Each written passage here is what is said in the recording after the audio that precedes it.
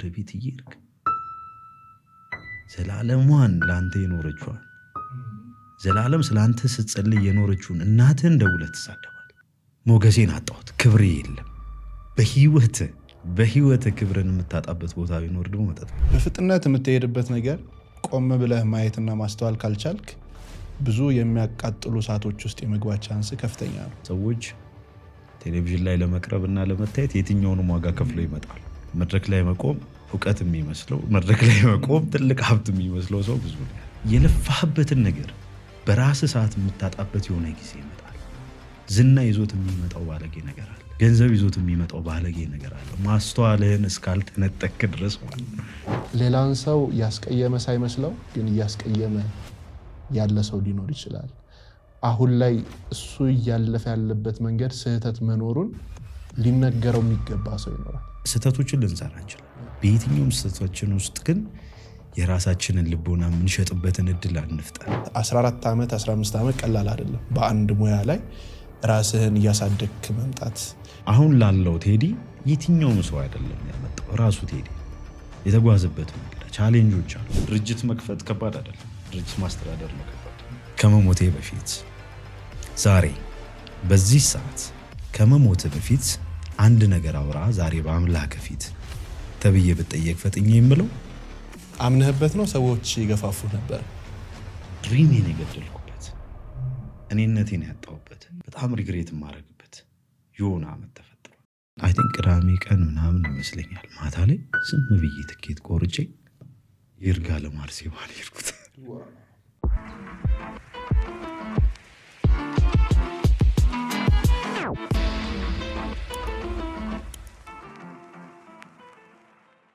ቴዲ እንኳን ደህና መጣህ። እንኳን ደህና ቆየህ። የእንትን ድምፅ ያንተ መሆኑን ስሰማ በጣም ነበር የገረመኝ። ሰይፉ ፋንታሁን የሚለው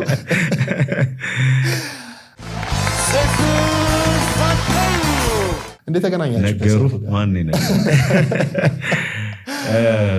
ከሰይፉ ጋር የሰራዊትን ግራና ቀኝ ቶክ ሾው ሲቆም ሙሉ ክሩ ወደ ሰይፉ ቤቤስ የመጣው እነዚህ ሁለት ሾዎች ይዞ የመጡት አንድ ኳሊቲ አለ። ብዙ ጊዜ ቴሌቪዥን ላይ ተመልክተህ በተለይ ኦዲየንስ ያለበት ሾዎች ላይ የኦዲየንስ ፊት ደክሞት የመጣ ሰው፣ ርቦትም ያለ ሰው ሊኖር ይችላል ምናምን። ሰዎች ቴሌቪዥን ላይ ለመቅረብ እና ለመታየት የትኛውንም ዋጋ ከፍለው ይመጣሉ። ዘንድ ካማቸውን ፊልም የሚያደርጉት ወንበር ላይ ሲቀመጡ ነው ምናምን።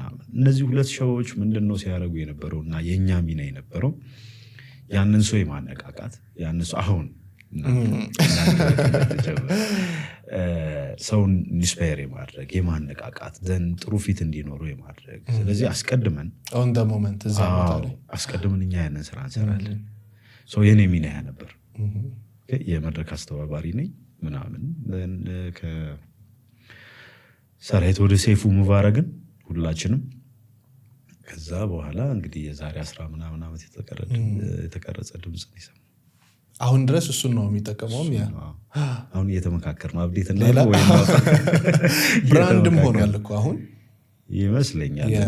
ሰው አንዳንዱ እንትን አለው ማለት ትንሽ ነገር ናት፣ ግን ሁሌ ሚና አላት ማለት የድምጿ ማነስ ወይም የሰከንዷ ማነስ ምናምን አይደለም። ሰይፉ ለመግባት እንደ ኢንትሮ የሚጠቀምባት ድምፅ ያቺ ናት። ሰው ቫሊዩ አለው የድምፅ ቫሊዩ አለው። እስኪ ወደ ልጅነት እንሂድና ከዛ አይደለም የሚጀምረው ሁሉም ነገር። ምክንያቱም በልጅነታችን የገቡትና የተቀረጽንበት መንገድ ነው አሁን ላይ ላለን ማንነት በጣም ወሳኝ የሆነው ፓርት። ምን ይመስል ነበረ የልጅነት ህይወት?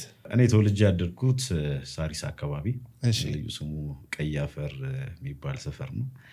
አሁን ብዙ አጠራሮች ወደ እንግሊዘኛ ስለሆኑ ሬድ ሶይል ብለን ቀይ አፈር ነው ተወልጄ ያደግኩት። የመጀመሪያ ደረጃ ትምህርቴንም አብዮት ፋና ነው የተማርኩት። ሁለተኛውን ግንቦት የሚባል ትምህርት ቤት ነው የተማርኩት። አሁን ያለኝ የሚዲያ ህይወት የመጣው በኤሌመንተሪ ጀምሮ ነው። በተለይ ሚኒ ሚዲያዎች ላይ በጣም ብዙ ተሳትፎ ነበረኝ። ግጥሞችን እጽፋለሁ፣ ግጥም መጻፍ እወዳለሁ። ከዛ በኋላ ሚዲያ በተለይ ጆርናሊዝም እውቀት እንዲጋባብኝ ደግሞ ያደረጉ ሰዎችም ነበሩ። ኤሌመንተሪ ላይ የጀመረው ነገር ከዛ ወደ ቤተክርስቲያን ደግሞ አመራና ብሔረ ጽጌ ማርያም ቤተክርስቲያን ውስጥ በሰንበት ትምህርት ቤት ውስጥ እሳተፍ ነበረ። ያኔ ቲያትሮችን እንሰራ ነበር። በእነሱም እየተባለ አጫጭር ኮርሶች በተለይ ትምህርት ቤቶች ላይ በፊት አሁን እምብዛም የለም፣ ግን በፊት አጫጭር ኮርሶች በጣም ብዙ ይሰጡ ነበር። እነዛን ስልጠናዎች ወሰድኩኝ። ከዛ መለከት የሚባል የክበብ ነበረን። ያ መለከት የጆርናሊዝም ሌሎችንም ኮርስ ይሰጣል። ያንን ኮርስ በመውሰድ በመመረቅ ከዛ በኋላ ሙሉ ለሙሉ ወደ ሚዲያ ነገሮች መጣን። እኔ የመጣሁበት መንገድ ለምሳሌ አወዘ ፓርኪንግ ሰራተኛ ሲጀምር እስኪ ቆይ ከሱ ጀምረን እናውራ። እኔ ምንድነው የሆነው ከሃይስኩል 97 ላይ ነው ቴንዝ የነበርኩት። ልክ ውጤት ሲበላሽብኝ ጊዜም የኔን ጥፋቶች የኔ ነው ብዬ ማመን የምፈልግ ሰው ነኝ። ቤተሰቦቼ ያንን ወይ 10ኛ ክፍል ውጤት ጥሩ ቢሆን ኖሮ ዩኒቨርሲቲ ማድረስ አቅም አላቸው፣ የመሄድ አቅም አላቸው። ፕላስ ደግሞ እኔ ላይ የነበራቸው ተስፋ ነበር።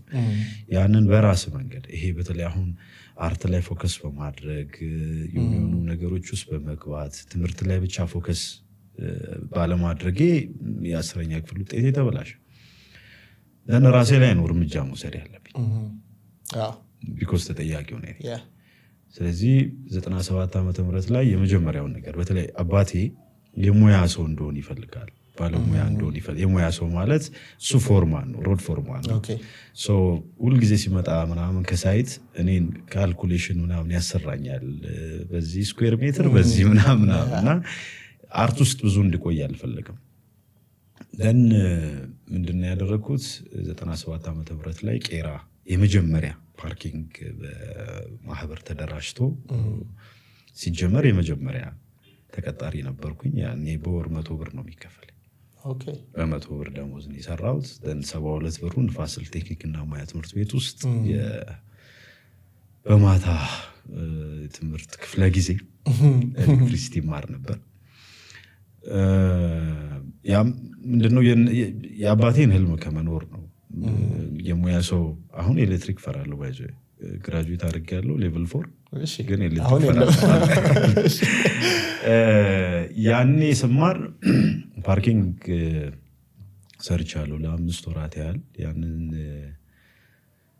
ስሰራ 72 ብር እንዳልኩ እንትን ነው። 5 ወር የቆየሁበት ምክንያት ደግሞ 5 ወር የቆየ ሰራተኛ አለቃ ይሆናል እና በቃ አለቃ ለመሆን 5 ወር ጠጋውኝ። ሀፍ ዴይ ነበር የፓርኪንግ ስራ የምሰራው። ከዛ ማታ አማራለሁ፣ ቀን ላይ ደግሞ እንዳልኩ አርት ውስጥ ስለነበረ ክበባት ላይ እቆያለሁ። ከዛ ወጣሁና ደግሞ ፒኮክ የሚባል ጫማ ፋብሪካ ውስጥ ጫማ ሰፍቻለሁ። ያኔ ደሞዜም ጨመረ። በ15 ቀን 1500 ብር ምናምን ነበር የሚከፈለኝ። ጫማ ሞካሲን የሚባል ስፌት በጣም ከባድ የመጨረሻ ያቆምኩበት ጊዜ ችንጋ ነው እንዲምትስበው በእጅ ነው የሚሰራ እና ይሄ ተሸርሽሮ ቆዳዬ እንደዚህ ያልቆ አጥንቴ ይታይ ነበር እና የመጨረሻ ዶክተር ነው ያስቆመኝ። ምክንያቱም እኛ ብሩን ነው የምንፈልገው ምናምን የሴፍቲ ምናምን እንትን የምጠቀሙት ነገር አልነበር፣ ግን ጓንቱ በጣም ተሸርሽሮ ምናምን ብዙ ከመጠቀም የተነሳ ይገባል። ወደ አጥንት ማለት ከነበርነው ውስጥ የንስር ታማሚ ይሆናል ምናምን ነው። ግን በጣም እኔ አሁን ላይ በጣም ደስተኛ ነኝ በነዛ ጊዜያቶች ውስጥ። ከዛ ደግሞ አሁን ላለው ቴዲ የትኛውም ሰው አይደለም ያመጣው፣ ራሱ ቴዲ የተጓዘበት መንገድ ቻሌንጆች አሉ። የቴዲ መድረክ የመጣው ከዛ የቴዲ መድረክ ሰዎች እኔ ባለፍኩበት መንገድ ላይ እንዲያልፉ፣ በተለይ በእኔ እድሜ ያለ ሰው እኔ ባለፍኩበት መድረክ ላይ እንዲያልፉ። እከሌ ኃይሌ ገብረስላሴን መሆን እመኛለሁ ሲል ኃይሌ ገብረስላሴ ያለፈበትን ቻሌንጆች ግን ማወቅ መቻል አለበት። እንደዛ ነው እምነቴ።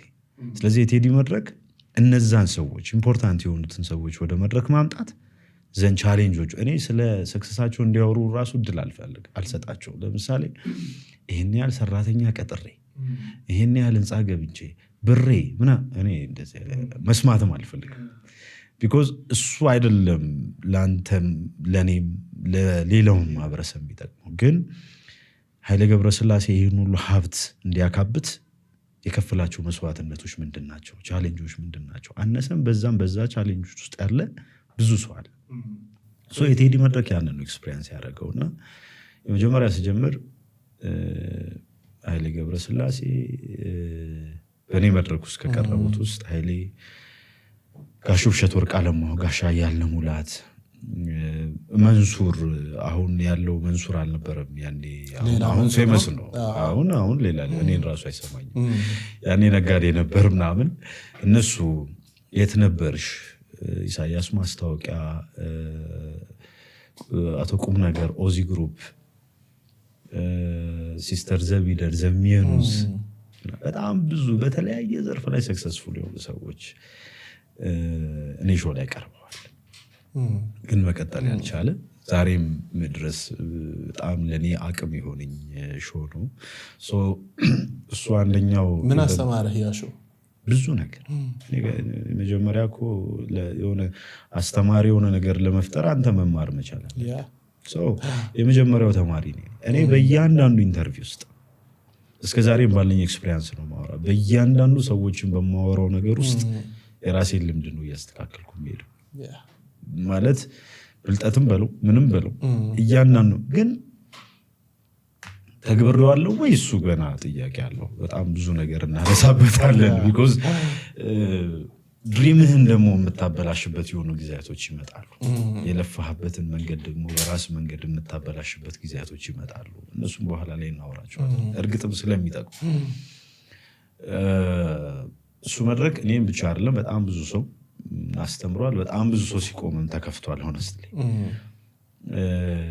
ከዛ እነዚህ መድረኮች እንግዲህ እየተገፉ እያደጉ ዛሬ ላይ እየታህም እየሰፋ ስለሚመጣ አዳዲስ ነገሮችን ትጨምራለህ። አሁን መድረክ መሪ ነኝ፣ ኢቨንት ኦርጋናይዘር። የራሴም ጥቅሞች አሉ። ሁለቱ የሰው መድረክ መራለሁ፣ የራሴን መድረክ መራለሁ። ስለዚህ ትልቅ ጥቅም ነው። ኤምሲ ምን ማለት ነው? ማስተር ኦፍ ሴሪሞኒ ማለት ነው። አላቅም ነበርና እሱ እኮ ኤምሲ ነው እሷ እኮ ምናምን ሲባል ነው የምሰማው የነበረው። ማስተር ኦፍ ሴሪሞኒ ማለት ነው። ኤምሲ ለመሆን የመጀመሪያዋ አጋጣሚ ታስታውሳታለህ? ክረምት ወይም በዓላት ጋር ተያይዞ የባዛር ይካሄዳል። ምርትና አገልግሎታቸውን እንዲያስተዋውቅ ይደረጋል እና በአንድ አጋጣሚ ራሴን አስተዋቂ ሆኜ ያገኙት። አታውቀውም እንዴት እንደገባ? የመጀመሪያ ዝም ብዬ አስተዋወቅኩኝ። ድምፅ ያምራል። ምን ይመስል ነበር? እኔ ትዝ ይለኛል መጀመሪያ በማይክ ስሰማው ድምፄ የተሰማኝ ስሜት በጣም የሚገርም ነበር። ምን ይመስል ነበር አንተ ጋር? እርግጥ እንደዛለት ይሄ ጎልቶ ሰምቼው አላውቅም እንጂ ሚኒ ሚዲያም ስለምሰራ የሆነ ነገር እንዳለኝ አምናለሁ። የሚኒ ሚዲያ ሰው መሆንና የመድረክ ሰው መሆን ባይዞ በጣም ትልቅ ልዩ አይገናኝም። ሰው ፊት ነው የምትቆመው። ያኛው ደግሞ አሁን እንዳለንበት ኤሪያ በጣም ውስን ሰዎች ጋር ሆነ ነው የምታወራው። ሰዎች ሊሰሙ የሚችሉት ድምፅ ነው። ፊዚካሊ ማነህ፣ ምንድነህ፣ ምን ለብሳል የሚለውን ነገር አያዩትም። መድረክ መሪ ስትሆን ግን ብዙ ሰው ፊት ነው የምትቆመው፣ ብዙ ሰው እያየ ነው የምታወራው እና ያ በጣም ያስደነግጥ ነበር። ግን ስሰማው ድምፅ ቆንጆ። አምነህበት ነው? ሰዎች ይገፋፉ ነበር? አይ እኔ ልፋቴም ነው የሚገርም የምፈልገው ሙያም ነው። እንዳልኩ ሚዲያ ውስጥ መቆየት በጣም ፍላጎት አለኝ። ሚዲያ ብዙ ዘርፎች አሉት። የሬዲዮ ሆስት ሆነ መቆየት ትችላለህ። ቲቪ ሆስት ሆነ መቆየት ትችላለህ። መድረክ መሪም ሆነ መቆየት ትችላለህ። እኔ ሁሉም ውስጥ አለው ብዬ አስባለሁ። ይሄ ደግሞ የምፈልገው ድሪም ማድረገው የነበረው ዛሬ ላይ ደግሞ እጅ ላይ የደረሰ ነገር ነው እና ከመጀመሪያው ጀምሮ የፈለግኩት 15 ዓመት መቆየት ፊሊንጉ ምን ይመስላል? 15 ዓመት ትምህርት ቤት ነው ገና ከዚህ በኋላ ደግሞ አለ ዓመት ስላለ እስካሁን የነበረው ነገር ለእኔ እያንዳንዱ ቆይታዬ እንደ ትምህርት ቤት ነው ማስበው። እውቀትን እያገኘው እንደሆነ ከሰዎች ጋር እየኖርኩ እንዳለው የራሴን ህልምውን ለማድረግ እየሞከርኩ እንዳለው ነው እንጂ ማስበው እንደሰራ ሰው ራሴን አስቤው አላውቅም። ስለዚህ እየጀመርክ ነው? ገና ኦልራይት ናይስ በጣም አሪፍ አሁን ላይ ከተማችን ብቻ ሳይሆን በሀገራችን ያሉት ትልልቅ የሙዚቃ ድግሶች ትልልቅ ኢቨንቶች ላይ ምናምን ቴዲ ከሌለ አያምርም ይባላልና ሀሜት እንድትመረጥ የሆንክበት የሆነ ኳሊቲ አለ ይዘህ የመጣኸው የስራ ዲሲፕሊን አለ ማለት 14 ዓመት 15 ዓመት ቀላል አይደለም በአንድ ሙያ ላይ ራስህን እያሳደግክ መምጣት ግን መሃል ላይ የወጣህበት ወይንም በጣም የተቸገርክበት ጊዜ አልነበረም መድረክ እኛ ሀገር ላይ በየሆኑ ሰዎች ስር የነበረበት ጊዜ ነበር በተለይ ውስን ሰዎች ነበሩ መድረክ መሪ የነበሩት በተለይ በቀደሙት ላይ 5-6 ዓመታት በፊት አዳዲስ ሰው ሁሉ አክሰፕት የማይደረግበት የሆኑ ሰዎች መድረክ መሪ ብቻ ሆነው የተቀመጡበት ጊዜ ነበረ እኔ በዛ አጋጣሚ ነው የመጣሁት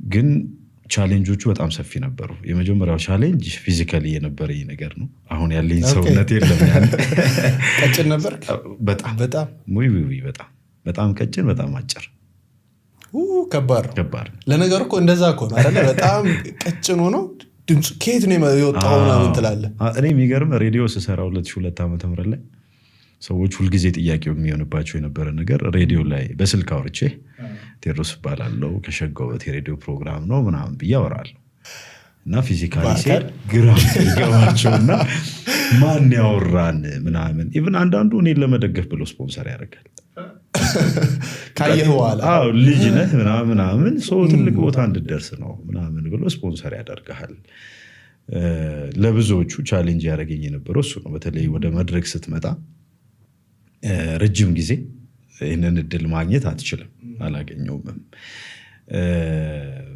እነዚህን እድሎች ግን ያመቻቹልኝ ሰዎች ነበሩ በአንዳንድ አጋጣሚዎች እኔ እድለኛም ነኝ ይመስለኛል ያንን እድል በተሰጠህ እድል ደግሞ ጥሩ ነገር ማሳየት ያንተ አቅም ነው የሚሆነው ስለዚህ እኔ ማገኛቸውን ኦፖርቹኒቲዎች ሁሉ በአግባቡ መጠቀም ሰው ነኝ ብዬ ነው ማምነውና በጣም ጥሩ ፐርፎርማንስ ይኖረኛል ጥሩ ነገር ራሴን ከመጠበቅ ጀምሮ ከዝነጣ ጀምሮ በጣም ባለችኝ ተጨንቄ ነው የምሄደው እነዚህ እድሎች ብዙ ነገር እየከፈተ መጣ ከዛ ግን ወደ ኮንሰርትም ስመጣ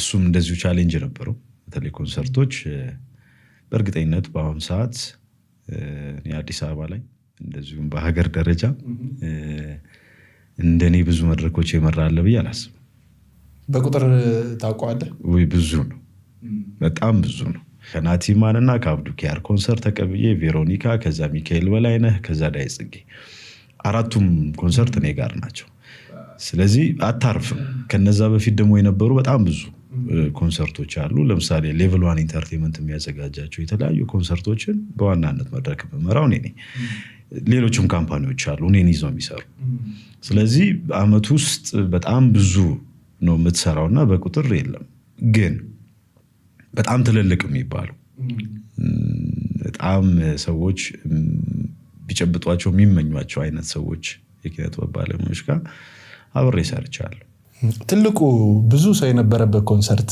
መቼ ነበረ አይ ቲንክ 7 ዓመት ወይ 6 ዓመት ቴዲ አፍሮ ባህር ዳር ዝግጅት ባለ የእውቀት ልክ ነው የሚሆነው በፊት የነበረ እድሜ ላይ ያለ አመለካከትና አሁን ላይ ደግሞ ስሮ ኤክስፒሪየንስ የመጣውን ነገር ደግሞ ስላለ አሁን የምትዘጋጅበት ነገር ልዩነት ይኖራል ግን ዝግጅት ነው ደሴም ነው አንድ አይነት ነው የሆነ ሰዓት ደግሞ ከመልመድ የተነሳ የወረቀት ሁሉ መያዝ አቁሜያለሁ አሁን ምንም እንትን በተለይ ኮንሰርት መድረኮች ወረቀት ሳልይዝ ነው የምወጣው መድረክ መምራት ላይ ኮንሰርት ለመሰለህ ልታወራ ብቻ የምትወጣው አይደለም እኔ አሁን መድረክ መምራት ሰው አስተዋውቆ መውረድ ምናምን ነው ሰውን ኢንተርቴን አድርጎ መቆየት ያስፈልጋል ኤምሲ ማድረግ ያስፈልጋል ማለት አብረህ ከሙዚቃ ጋር መጫወት ይፈልጋል መዝለል ይፈልጋል ምናምን እሱ የግድ ለምጄዋለሁ ይመስለኛል ግን የስብሰባ መድረኮች ምናምን ሲኖሩ ነው ሚኒመም 2 ቀን ምናምን ይወስድብኛል ዝግጅት አደርጋለሁ በደንብ ራሴን አዘጋጃለሁ ቢኮዝ የፕሮቶኮል ጉዳይ ይኖረዋል አንዳንዱ አካሄድ ፕሮቶኮል ይፈልጋል የክብር እንግዳውን የምጠራበት አጠራርህን ማሰብ ይፈልጋል ምናምን እኛ ህዝብ ደግሞ ከስራው በላይ ስሙን የሚወድ ነው። ስለዚህ መጠንቀቅ ያስፈልጋል። ስሙን አሳሳትክ ማለት አይሆንም። አስበዋል ክቡር ምናምን ማለት እያለብህ ሳትል ግን እንደዛ ነበር። በክቡርና በክቡራት የተከበሩና በክቡር ልዩነት አለው። የዝግጅት ሁኔታህም እንደምትመራው መድረክ ይለያያል። በፊት በደንብ እዘጋጃለሁ። ለምን መሰለ ራሴን የምሸጥበት ጊዜ ስለነበር 2 ነገር ነው ይዤ የምወጣው። አንድ ራሴን ነው ይዤ የምወጣው፣ ሁለተኛ ዓላማውን ይዤ ነው የምወጣው። ስለዚህ ሰዎች ነገ እንዲጠሩኝ በጣም ትልቅ ዝግጅት አደርጋለሁ። በጣም ትልቅ ዝግጅት ቢኮዝ አንዱ መድረክ ነው ነገ ሌላ መድረክ የሚፈጥረው። ሁልጊዜም የትኛውም ስራ ዛሬ የምትሰራው ስራ ነው ነገ እንድትጠራ ነገ እንድትፈልግ የሚያደርግ። የኔም ትልቁ ኳሊቲ አይ ቲንክ እሱ ነው ብዬ ነው የማስበው። ከዛ ደግሞ ራስህም ደግሞ የምትጠብቅበትም ነገር አለ። ፊዚካሊ ራስህን መጠበቅ መቻል አለብህ። ራስህን መውደድ መቻል አለብህ። ይሄ ኦቨር መውደድ ሳይሆን በልኩ መውደድ ራስን ያስፈልጋል። እሱ የግድ ነው። በፊት ላይ ያረኩት ነገር የተዘጋጀው ዝግጅት ነው ዛሬ ላይ አቆመኝ። ናይስ። አሁን ላይክ ብዙ ሰው መድረክ ላይ መውጣት ፍራቻ አለበት። መድረክ ላይ ወጥቶ የማውራት ሰዎች ፊት የመናገር ከኮንፊደንስ ጋርም በተገናኘ እንደገና ደግሞ ፍርሃት በሚለው እናጠቃለውና አለ። ፍርሃት የለም አንተ ጋር? አለ። አሁንም አለ። የትኛውም ሰው መድረክ ላይ የሚወጣ ሰው ይፈራል። እንዴት ነው ያንን እንትን የምታደርገው? ኦቨርካም መፍራት የምልህ ይሄ በጣም እንትን አይደለም። ለ5-10 ሰከንድ መጀመሪያ ላይ ትንፋሽ ቁርጥ ሰው እስክታይ የመጀመሪያውን ቃል እስክታወጣ አይታል። መድረክ ላይ ሰው አማትቦ ምናምን ብዙ ጊዜ እሷ ኮመን ፍርሃት ናት። ትጠበቃለችም ከሌለች እንደውም ትክክል አይደለም። ምን ሆኜ ነው ኖርማል አይደለም። ግን እንትን እስክትለው እኔ አሁን መድረክ ላይ ካለው ፍርሃት በላይ ካፌ ውስጥ ስራመድ ያለኝ ፍርሃት ይበልጣል። ለምን እኔ እንጃ አላውቅም። ማለት ስወርድ ከመድረክ በጣም ፈሪ ነኝ። መድረክ ላይ ሌላ እንዴት ነው ይህንን ኮንፊደንስ በደንብ ቢውልድ ያደረግከው? እንጀራ ኦፍኮርስ እንጀራ ነው። ግን ደግሞ ሰልፍ ኮንፊደንስ ስራ ነው ብለህ ብቻ የምታመጣው አይመስለኝም። አይ ቲንክ ያለህበትን ነገር ስታውቀው፣ ይሄ ነገር ለአንተ አስፈላጊ እንደሆነ ስትረዳው፣ ከዛ ደግሞ እንደ ስራን ፊል ስታደርገው ገብተዋል አይደለ? በቃ ይሄ ነገር እኔ የተሰጠኝ መክሊቴ ነው ወይም ችሎታዬ ነው ብለህ ስታስብ እነዚህ አይነት ነገሮች በሙሉ ይጠፋሉ። ከዛ ሞር አላማው ላይ ነው ፎከስ የምታደርገው፣ ህዝቡን ሳይሆን። አንተ ህዝቡን ለማስደሰት የወጣህ ሰው ነህ። በቃ ያን ህዝብ እንዴት ነው ማስደስተው ብለህ ነው እንጂ የምታስበው አይ ፈርቼ ካላስደብረው ምናምን ብለህ አትወጣም። ግን በኤክስፔሪንስ የሚመጣ ነገር ምናልባት እዚህ ጋር ስራቸው ያልሆነ ሰዎች ግን ራሳቸውን መግለጽ ያለባቸው ቦታ ላይ በፍርሃት ምክንያት ብቻ የሚቀሩ ሰዎች ይኖራሉ። እና እንዴት አድርገው ከዚህ ፍርሃት መላቀቅ ይችላሉ? አሁን አንተ ያስከው ነገር ለአንተ ምን ያህል አስፈላጊ እንደሆነ መረዳት፣ በትክክል ለዛ ቦታ የምገባ ሰው የሚለውን ነገር ማወቅ፣ ምን ያህል ዝግጁ ነኝ የሚለውን መረዳት፣ ከዛ ደግሞ የሚመጣብህን ነገሮች ሁሉ ለመቀበል ዝግጁ መሆን። እነዚህ ነገሮች አንተን ጠንካራ ያደርጉሃል ብዬ ነው ማስበው። እንደኔ እኔን ጠንካራ ያደርጉኝ እነዚያ ናቸው። ከዛ ደግሞ ከሰዎች የምታገኛቸው ፊድባኮች ጥሩ እንደሆንክ ሲነገር በትክክል አንዳንዱ ሰው አስተያየት የሚገልጽበት መንገድ ራሱን ይገርመኝ። ማለት እውነት እኔ ነኝ እንዴ ታስቡ ያደርጋል። በእውነት ነው እነዚህ ነገሮች ሞር ኮንፊደንስ እንዲቨሎፕ እያደረግ እንድትሄድ ያደርጋል። ስለዚህ ሰዎችም ሁልጊዜ በሙከራ ነገሮችን እያዳበርክ የምትሄደው ወይም ራስን እያዳበርክ የምትሄደው ወይ ጠንካራ እየሆንክ የምትሄደው ሳትሞክር ገና ለገና እንዲህ ብባለስ ብለህ ካቆምክ ምንም። ፕላስ ደግሞ እያንዳንዱ ነገር መንገድ እንደሆነ ማሰብ መቻል አለበት ሰው ሁልጊዜ። እኔ 14 ዓመት እስካሁን መንገድ ላይ ነኝ። እየወደኩ እየተነሳው እየወጣው እየገባው እየተማርኩበት ሰው እያገኘው እየጣልኩ እየተነሳ በቃ ይሄ ነው መንገድ ነው። ብዙ ነገር የምታይበት ብዙ ነገር የምትመለከትበት ምናምን ገብቶሃል አይደል? ስለዚህ እያንዳንዱ ጅማሮች መንገድ እንደሆነ ማሰብ መቻል አስፈላጊ ነው። ከዛን ያንን ስታስብ ሁልጊዜ ተማሪ ነው የምትሆነው። እውቀት አለኝ ብለህ ፕራውድ የምታደርግበት ደረትህን ነፍተህ እኔ እኮ ማለት ምናምን የሚለውን ማንነትን ታጠፋና ሁልጊዜ ሰራተኛ ነው የምትሆን፣ የምትለፋ ሰው ነው የምትሆን። ግን መጀመሪያ ይሞክሩት፣ ይጀምሩት። ምን ያህል ሀገር በዚህ ሙያ አማካኝነት ምን ያህል ሀገር ሄዳል? ምንድነው የሆነው? የሆነ አመት ላይ በተለይ መጀመሪያ ያው ዱባይ እንደማንኛውም ኢትዮጵያ ጎረቤት ሀገር ዱባይ ነው፣ ጎረቤት ሀገር ነው። ዱባይ የመጀመሪያ የመድረክ ጉዞ የነበረ፣ ብዙ አርቲስቶች የሄድንበት፣ ብዙ ቆይታ ያደረግንበት መድረክ ተፈጠረ። ከዛ በኋላ ስመለስ ግን ወደ ቱርክ ነው የመጀመሪያ ጉዞ ያደረጉት። እኔና አቤል ሙሉጌታ ኮንሰርት ለመስራት ሄድን። ከዛ ግን ከመጀመሪያ መድረክ በኋላ ለ8 ዓመታት ቱርክን ተቆጣጥሬያት ቆየሁኝ። እየተመላለስክ ነው እዛው? 1 ዓመት እዛው ቆየሁ ይመስለኛል። ሌላውን ዓመት ግን እየተመላለስኩ ዘፋኞች እየወሰድኩኝ፣ ክለብም ነበረኝ እዛ። ዘፋኞች እየወሰድኩኝ ቆየሁ። ብዙ ድምፃያኖች ከኔ ጋር ሄደዋል። እኔና አንድ ጓደኛዬ መጀመሪያ ወደ ቱርክ እንደሄድ ያደረገኝ ንጹህ ይባላል። ንጹህ ያስጀመረኝን መንገድ እኔ ቀጠልኩትና ኦልሞስት ብዙ አይ ቲንክ ካቆምኩ አሁን 2 ዓመት 3 ዓመት መሰለኝ ከቱርክ ከወጣሁ በኋላ። ከዛ ጉዞ የሆነ ወደ ጣሊያን ነው። ጣሊያን ኤክስፖ ያው ወደ ኢቨንቱ በደንብ ከተጠጋው በኋላ ጣሊያን ሀገር ቬሮና ከተማ ላይ ኤክስፖ አዘጋጅቻለሁ። ከዚህም 60 ነጋዴ ያህል ይዘን ሄደን የሀገራችንን ምርትና አገልግሎቶች በሙሉ ፕሮሞት ያደረግንበት መድረክ ነው። እንግዲህ ይቀጥላል ከዚህ በኋላ። ስንት ሙያ ነው ያለ? ብዙ ኤክስፖ ታዘጋጃለህ፣ ኢንቨስት ታደርጋለህ፣ ኤምሲነቱ አለ። ያው አሁን ምንድን ነው መሰል በፊት የነበሩት ሬዲዮ እና ቴሌቪዥን ሆስት ምናምን ነበሩ። እሱ አሁን ቀረ። ከዛን ኤምሲው ብቻ መድረክ መሪው አለ። አሁንም እሱ መቼም የሚጠፋው አይደለም። እንደውም በደንብ አፕግሬድ እያደረኩ የምቀጥለው። ከዛ ደግሞ እሱ እነዚህ ኤክስፔሪንሶች ይዞ የመጡት ኢቨንት ኦርጋናይዝ ማድረግ።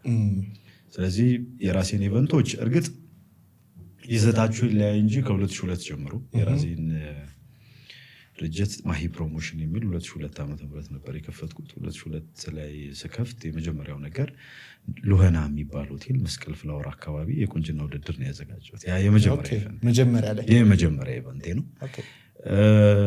ከዛ ደግሞ በጣም በተከታታይ ለ4 ዓመት 5 ዓመት የቁንጅና ውድድሮችን በዛው ማዘጋጀት ጀመርኩ። ከዛ በኋላ የቴዲ ፋሽን የሚል ሃርመኒ ሆቴል ላይ በቋሚነት የፋሽን ትርኢቶችን አዘጋጅ ነበረ። አይ ቲንክ የሆኑ ወራቶች በቋሚነት ሄዷል እዛው ሃርመኒ ሆቴል ላይ። ከዛ ደግሞ የቴዲ መድረክ፣ በተለይ አሁን የቴዲ መድረክ በጣም እኔንም ያነሳኝም ያወጣኝም መድረክ ነው። የቴዲ መድረክ ማለት አሁን ሞቲቬሽናል ስፒከር ሳይበዛ በፊት የነበረ ሞቲቬሽናል ፕሮግራም ምን ነበረ? የስኬታማ ሰዎች መድረክ ነው። ኢትዮጵያ ውስጥ ሰክሰስፉል ናቸው ብዬ የማስባቸውን ሰዎች በሙሉ በመጋበዝ በወር 1 ጊዜ የዩኒቨርሲቲ ተማሪዎች ሁሉ ተገኝተውበት ሰዎች ኤክስፒሪየንስ ሼር የሚያደርጉበት መድረክ ነበር። በጣም ትልቅ መድረክ ነበር። ምን ያህል ሰው ይገኝ ነበር? ከ300 እስከ 400። በጣም ትልቅ መድረክ ነበር። ኢንቨስትመንት ላይ ቻሌንጆች አሉ። ኢንቨስት ስታደርግ አብሶ ከሰው ጋር የምትሰራቸው ስራዎች ሁል ጊዜ አለው ቻሌንጅ። ኢቨንት ኦርጋናይዝ ማድረግ ደግሞ ይጨምራል፣ ሪስክ አለው። ያንን እንዴት ነው የምታልፈው? ቻሌንጆች ሲመጡ እነዛን ቻሌንጆች እንዴት ነው ኦቨርካም ማድረግ የተለማመድከው? በመውደቅ ነው የተማርኩት። ሆነስትሊ በመውደቅ ማለት እስካሁን ድረስ 3 ካምፓኒ ዘግቻለሁ። ምን ናቸው? እስኪ እናዎቹንም እናወራው በዚሁ። ማሂ ፕሮሞሽን፣ አህዱ ፓርትነርስ እና አሁን ቅርብ ጊዜ የሆነው ቴርኔት። አሁን ቅርብ ጊዜ የዘጋሁት። የመጀመሪያው ፕሮሞሽን የቱርኩን ምናምን ስታዘጋጅበት የነበረው ነው። እሱ ላይሰንስ አይፈልግም፣ እኔን ነው የሚፈልገው። ለነገሩ አንተ ራሱ ላይሰንስ ነው እኔን ነው የሚፈልገው። ግን አንዳንድ ጊዜ ድርጅት መክፈት ከባድ አይደለም፣ ድርጅት ማስተዳደር ነው ከባድ። ላይሰንስ መውጣት የደቂቃ ጉዳይ ነው። አሁንማ በስልክም ታውጣለህ። ለመዝጋት ግን ብዙ ቻሌንጅ አለ። ብዙዎቻችን እንከፍታለን፣ ችግር የለው። ማስተዳደሩ ግን ቻሌንጅ። ለእኔ በጣም እሱ ነበረ። ቢኮዝ ያኔ አሁን ያለው ማቹሪቲ የለም፣ አሁን ያለው ነገር የለም፣ አሁን ያለው ኮኔክሽን የለም። በራስህ ህልምህን ብቻ ተከትለህ እንትን የምታደርግበት ፕላስ ደግሞ እኔ የቅጠር ስሜት በህይወት የለም። መቼም እንዲኖር የማልፈልገው የቅጠር ስሜት ነው። መቀጠርን አስቤውም አላውቅም። ቢኮዝ ከባባድ ቅጥሮች ተቀጥሬ ስላለፍኩ መሰለኝ እነሱ ናቸው በቃ እነዛ ቅጥሮች አልፈው የፓርኪንጉም ጫማውም ተሰፍቶ ምንም ተደርጎ ድሪሜ ላይ ደርሻለሁ። ድሪሜን ካገኘው በኋላ ግን ቅጥር አልፈልግም። ትገለባበጣለህ ምናምን። ከዛ እኔ አስታውሳለሁ የመጀመሪያ የሆነ ቁጠባና ብድር ምናምን 5,000 ብር ተበድሬ 2002 ነው 2003 እንደውም በዋስ በሰራተኛ ዋስ ነው የሚሰጠው። መቅደስ አድማሱ ትባላለች ዋስ የሆነችኝ አስታውሳለሁ። ማይ ሰፈሬም ልጅ ናት ምናምን 5,000 መክፈል ከብዶኝ ከዛ 500 ሲቀረው ቤተሰብ አወቀ። መጥሪያ መጥቶልኝ ፖሊስ ጣቢያ ምናምን ሄጄ እናቴ ያወቀች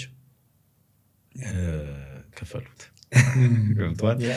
ከዛ ደግሞ አንተ ስራ ላይ እንዳለ ፊል ስለምታደርግ የምትወስዳቸው ሪስኮች ብዙ ናቸው፣ በጣም ብዙ። ቤተሰብ የማያውቀው ቤተሰብ የማይረዳው አንተ ራስን ያስቀመጥክበት ቦታ ደግሞ የሚፈልገው የሆነ ነገር አለና እኔ እነዛ ነገሮች አሉ። ትልቁ ግን የማስተዳደር እውቀት አልነበረኝ፣ በቃ አልነበረኝ።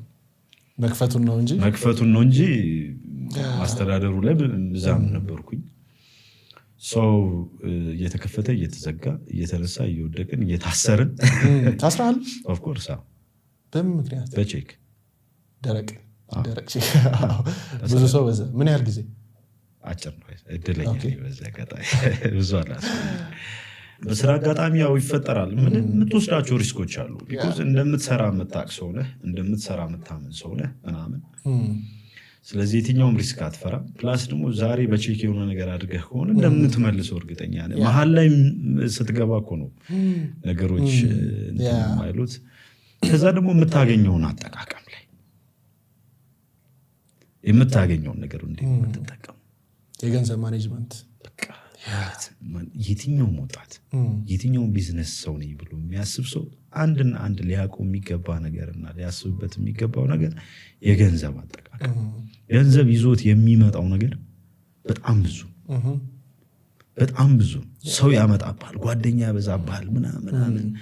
ከዛ ደግሞ የሆነ ምድርን የጨበጥቃት ሁሉ ይመስልሃል፣ መዝናናቱ ይመጣል። ከዛ የሆነ ሰዓት ላይ ነው ነገሮች ሁሉ እንዳይሆን የሚሆኑት።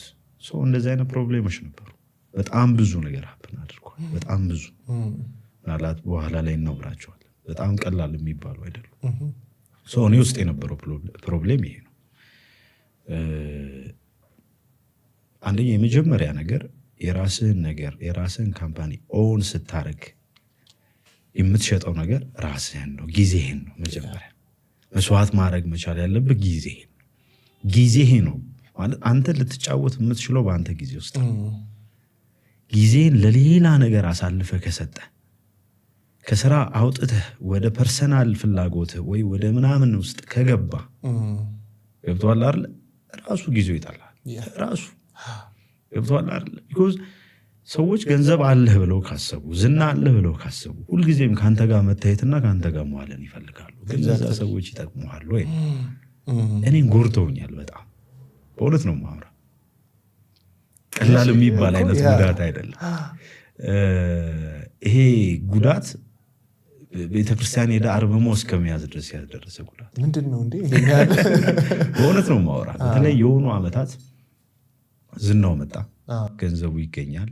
ከዛ ደግሞ የሆነ ግሩፕ ይፈጠራል።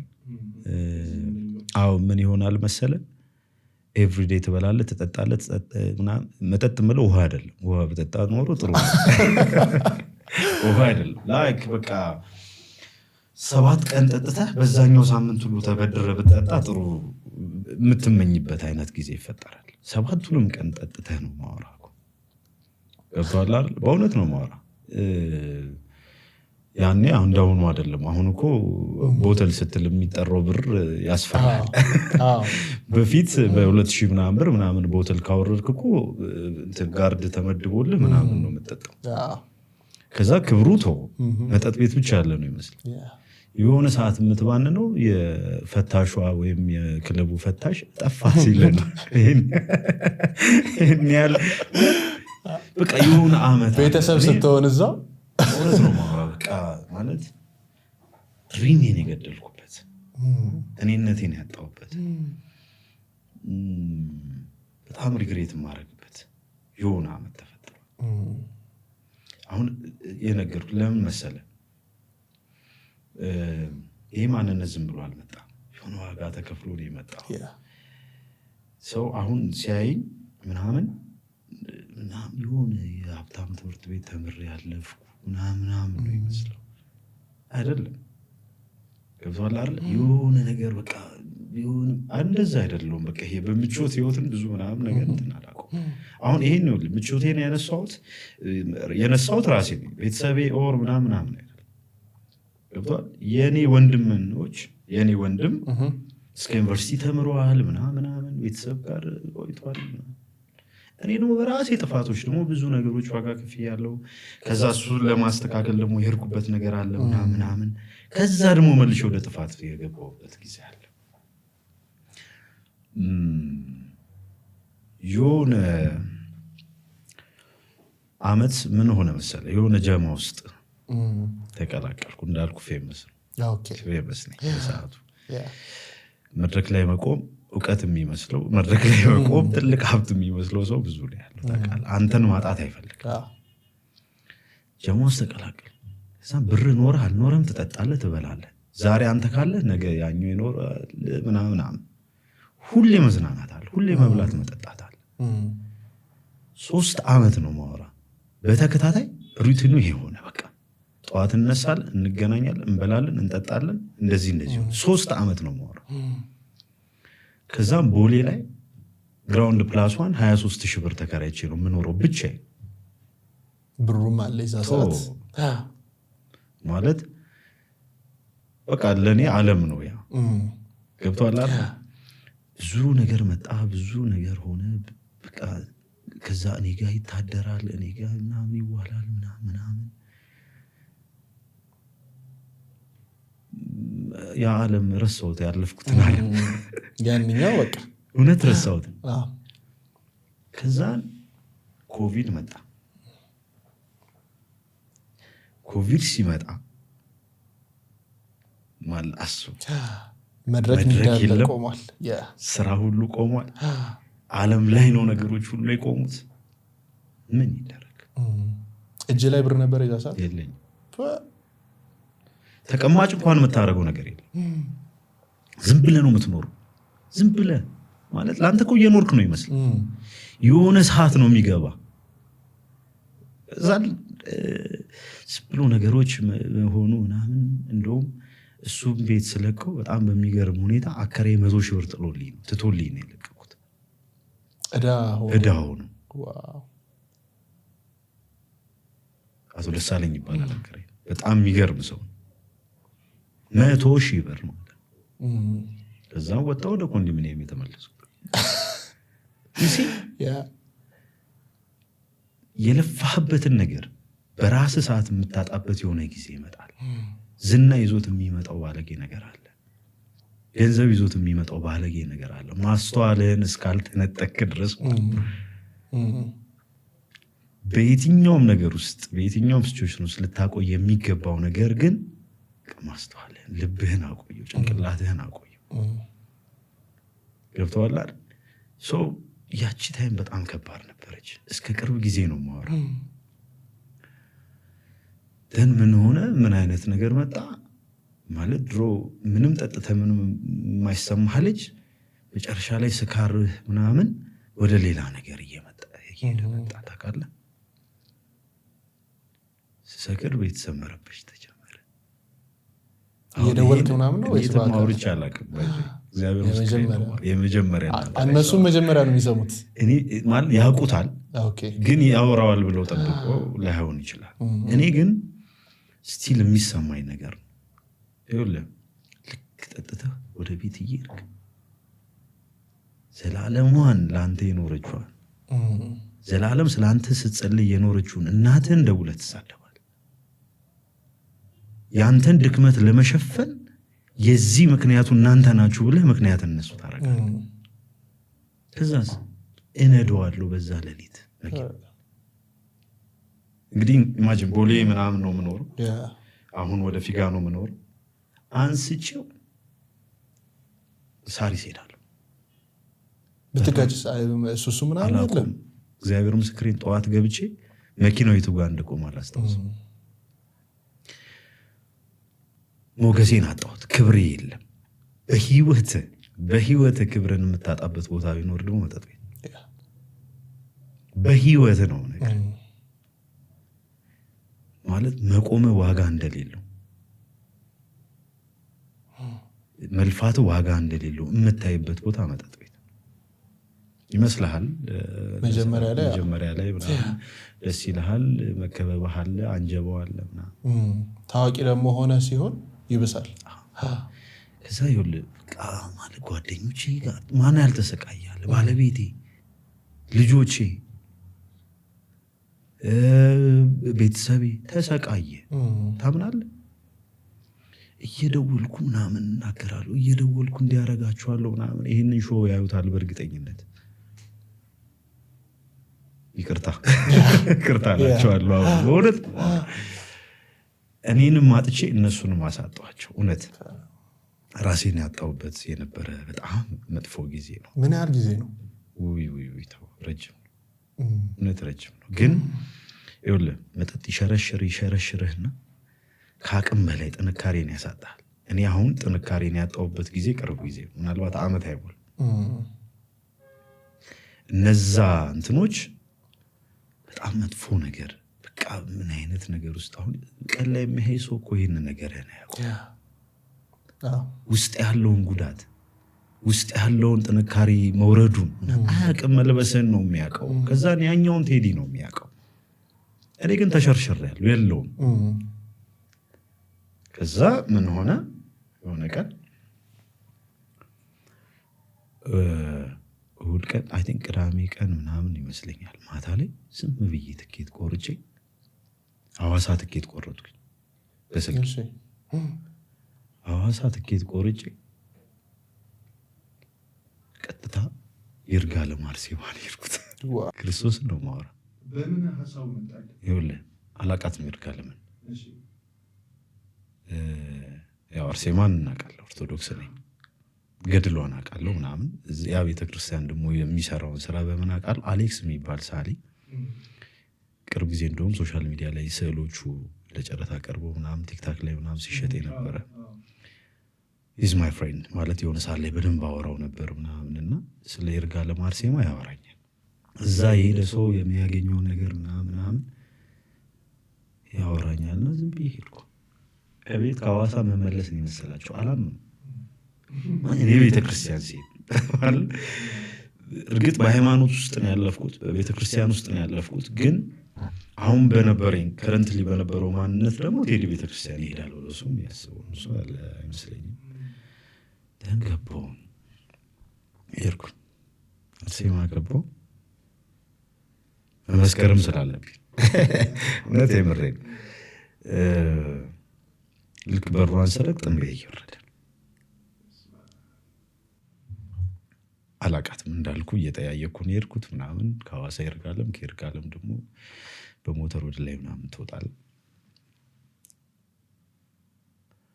ከዛ ሰዓት የሚገባበት 12 ሰዓት ምናምን። እኔ እርሊ ነው የደረስኩት ማለት ተበልተህ ምናምን በልተህ ምናምን መሄድ ትችላለህ። ማታ 11 እና 12 ሰዓት ስለሆነ የሚገባው አላቅም። ቀድሜ ነው የደረስኩት። ከዛን አንድ አባት አገኘሁ። አባ አልኳቸው፣ በቃ ንስሐ ስጡኝ፣ በቃ ንስሐ ስጡኝ። እኔ ማለት እዚህ ለምን እንደመጣሁ ሁሉ አላቅም። በእውነት ነው ለምን እንደመጣሁ ሁሉ አላቅም። ንስሐ ስጡኝ ምናምን አልኩ። ከዛ አርምሞ ምንድን ነው ጸሎት ምንድን ነው ምናምን አላቅም፣ በእውነት አላቅም። ጸበል ፈራለሁና አርምሞ መርጬ ገባሁ። እዛ ይኸውልህ 7 ቀን ነው የምትቆየው። በ7 ቀን ውስጥ አንዳንድ ጊዜ በ2 ቀንም ልትወጣ ትችላለህ፣ 3 ቀንም ነገሮች ሁሉ ተስተካክለውልህ እኮ የምትወጣበት እንትን ነው፣ ገዳም ነው። በ2 ቀንም ትወጣለህ፣ በ3 ቀንም በ4 ቀንም ምናምን ትወጣለህ። አርምሞ እኔ ምን እንደሆነ አላውቅም፣ የመጀመሪያ ነው። ከዛን በሶ እንትን ሽምብራ ውሃ ምናምን ይዘህ ነው እዛው ገዝተህ የምትገባው። ከዛን የጸሎት ይኸው ይዣታለሁ ገድል ነው እውነት። ይህን ለምን እንዲያስኩ ይነግራል። ይዘህ ነው የምትወጣው ምናምን ትገባለህ። ከዛስ 3 ሰዓት በቀን አንዴ ነው የምትበላው። 11 ሰዓት ላይ እፉኝት ሽምብራ፣ እንደዚች ሽምብራ 1 ጣሳ በሶ ነው የምትጠጣው። ሌላ ነገር አታደርግም። በቀን ውስጥ ነው። በቀን ውስጥ 3 ሰዓት 6 ሰዓት 9 ሰዓት በቀን በማታ ጸሎት አለ። ከሰው ጋር ማውራት አትችልም ምናምን፣ ዝምታ ነው። ከራስህ ጋር ቀና ስትል ከአምላክ ጋር ምናምን ነው የምታወራው። ዙሪያውን ሙሉ ምስለ ስዕል ነው ያለው። ቀና ስትል የመድኃኒዓለም ምስል ነው፣ ቀና ስትል የእመቤቴ ምስል ነው የምታየው። እኔ ማለት ለእኔ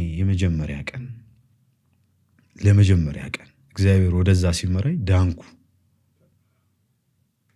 ብዬ ነው ያሰብኩት። እና በኋላ ላይ እንትን እልሃለሁ። ከዛ በንስሐ ምክንያት ደግሞ የተሰጠኝ ስግደት አለ። 41 ስግደት እሰግዳለሁ በነዛ ሰዓቶች ሆነ።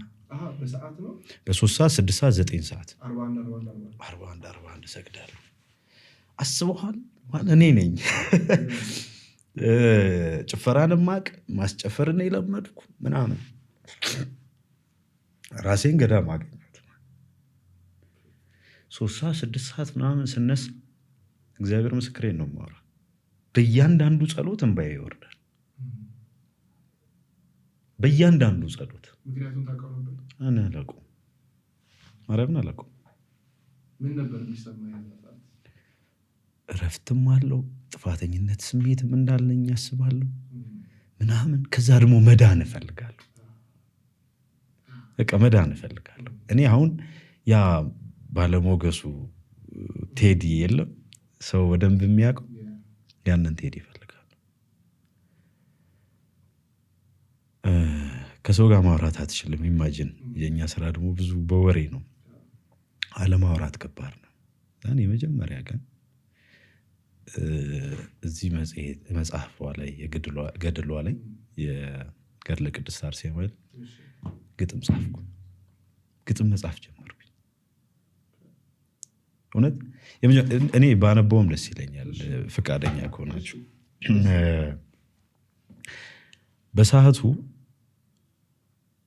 አንድ ከጎኔ መጽሐፍ የያዘ ሰው ነበር እና የጊዮን ወንዝ የሚል የዲያቆን ሄኖክ ኃይሌ መጽሐፍ ይዟል። እሱን መጽሐፍ አነብ ነበር ከሱ ተቀብዬ። ከዛ ዳንኩ የምትለዋን ነገር በቃ ከራሴ ጋር በይርጋለም ቅድስት አርሴማ ላይ የተጻፈ አርምሞ ላይ የተጻፈ ይላል።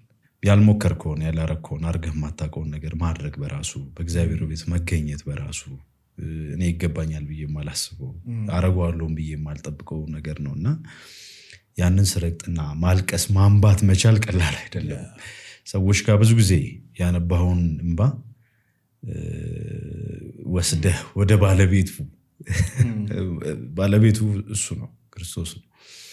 ባለቤቱ ጋር ሄደህ ስታለቅስ ያለው ነገር ደግሞ ሌላ ነው እና ልክ የመጀመሪያ አርምሞ ቀን የገባሁበት ቀን ጠዋት ጸሎት አረኩኝ፣ ማታ ምናምን ውዳሴ ማርያም መግለጽ ራሱ ቀላል አይደለም እና ያኔ ችን ግጥም ጻፍኩ። ዳንኩ ይላል።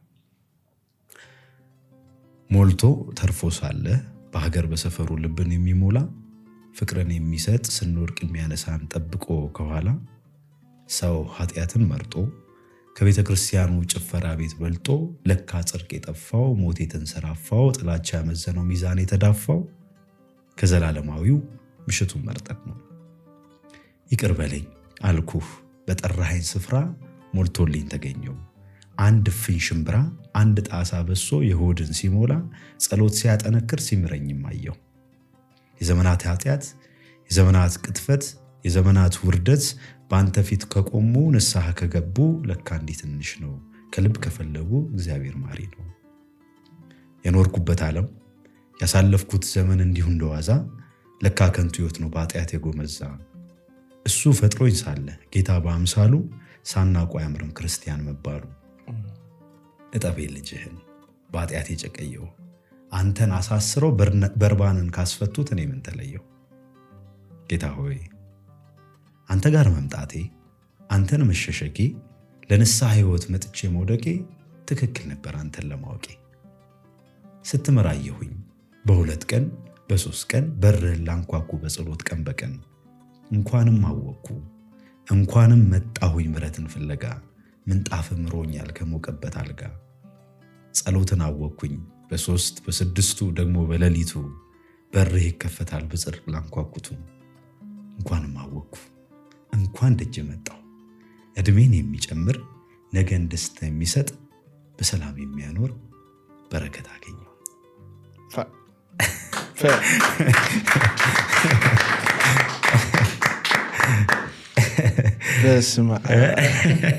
ገርም ነው። ከዛ በኋላ ስወጣ ግን ያ ሞገስ ያለው ክብር ያለው ያለፈው ነገሩን ያረሳው በጣም ጠንካራው ቴዲ መጣ። አልከበደህም ነበረ? 7ቱ ቀን ላይ ከባድ ልውጣ ምናምን ያልከበደ ጊዜ የመጨረሻዋ ቀን ከበደች። 6ኛ ቀን ላይ እንዴት አለፍከው? ከዛ የመጨረሻዋ ቀን የሆነ ሰይጣንም ይፈትናል በቃ። እና የሆነች ብጣቂ ወረቀት ፈለግኩና ከጎን ያለው ልጅ ጋር አዲስ አበባ መግባት አለብኝ ጉዳይ አለኝ ልውጣ እንዴ ብዬ ጻፍኩለት። 6ኛው ቀን ከዛ ትልቁ እንትን የሚለው ስለ ገዳሟ ጭንቅላቴ ውስጥ ያለው ሰዎች ምህረት ከተደረገላቸው ምናምን በ2 ቀን በ3 ቀን ባር እና ከጎን አንዱ ተነስቶ ይወጣል ከምናምን ይወጣል፣ በ3ኛው ቀን ይወጣል፣ በ4ኛው ቀን ይወጣል። እስከ መጨረሻው ስትቆይ አንተ በቃ ኃጢአተኛ በደለኛ ነህ። በቃ በህይወትህ በቃ እንደዛን ጊዜ ያንተ ኃጢአት ተሰምቶ አያውቅም። ባይዞ ልንገር እኔ ተኝተህ በህልምህ መላእክትን ታያለህ ምናምን የሚባል ነገር ሰማለሁ። ይመጣሉ መቶም ቢሆኑ ነው የማውቃቸው ሁሉ አይመስለኝ። የዛን ሰዓት ኦፍኮርስ መቶም ቢሆን ነው ማውራ። ከዛ እሱ ራሱ አንድ ቀን ነበር 6ኛው ቀን ላይ ደረስኩኝ። እስከ 6ኛው ቀን ያልወጣው ምናምን ደከመኝ የቃታቃለ። ከዛ ምን አለኝ ልጁ ግድ የለም ምክንያት አለውና ጨርሰኝ። በጽሁፍ ማውራት ይፈቀዳል? ስህተት ነው እንደዛም አይፈቀድም። እሺ ከዛ አረኩ። 7ኛ ቀን ላይ ወጥቼ መጀመሪያ ቼክ ያደረኩት ድምፄ በእውነት ተዘግቷል። አለማውራት 7 ቀን አለማውራት በጣም ከባድ ነው። ድምፄ ተዘግቷል። ከዛ አባህን አገኘኋቸው። ግን እስከ 7ኛው ቀን እንባዬ አያልቁም። እዛው ሆኜ በደልኳቸው ብዬ የማስባቸው ሰዎች ጋር ደወልኩኝ። በቃ ይቅርባል። ወይኔ እሷን ተው። የእሷ ነገር በጣም እንትን ከባድ ነው። ለምን መሰለህ?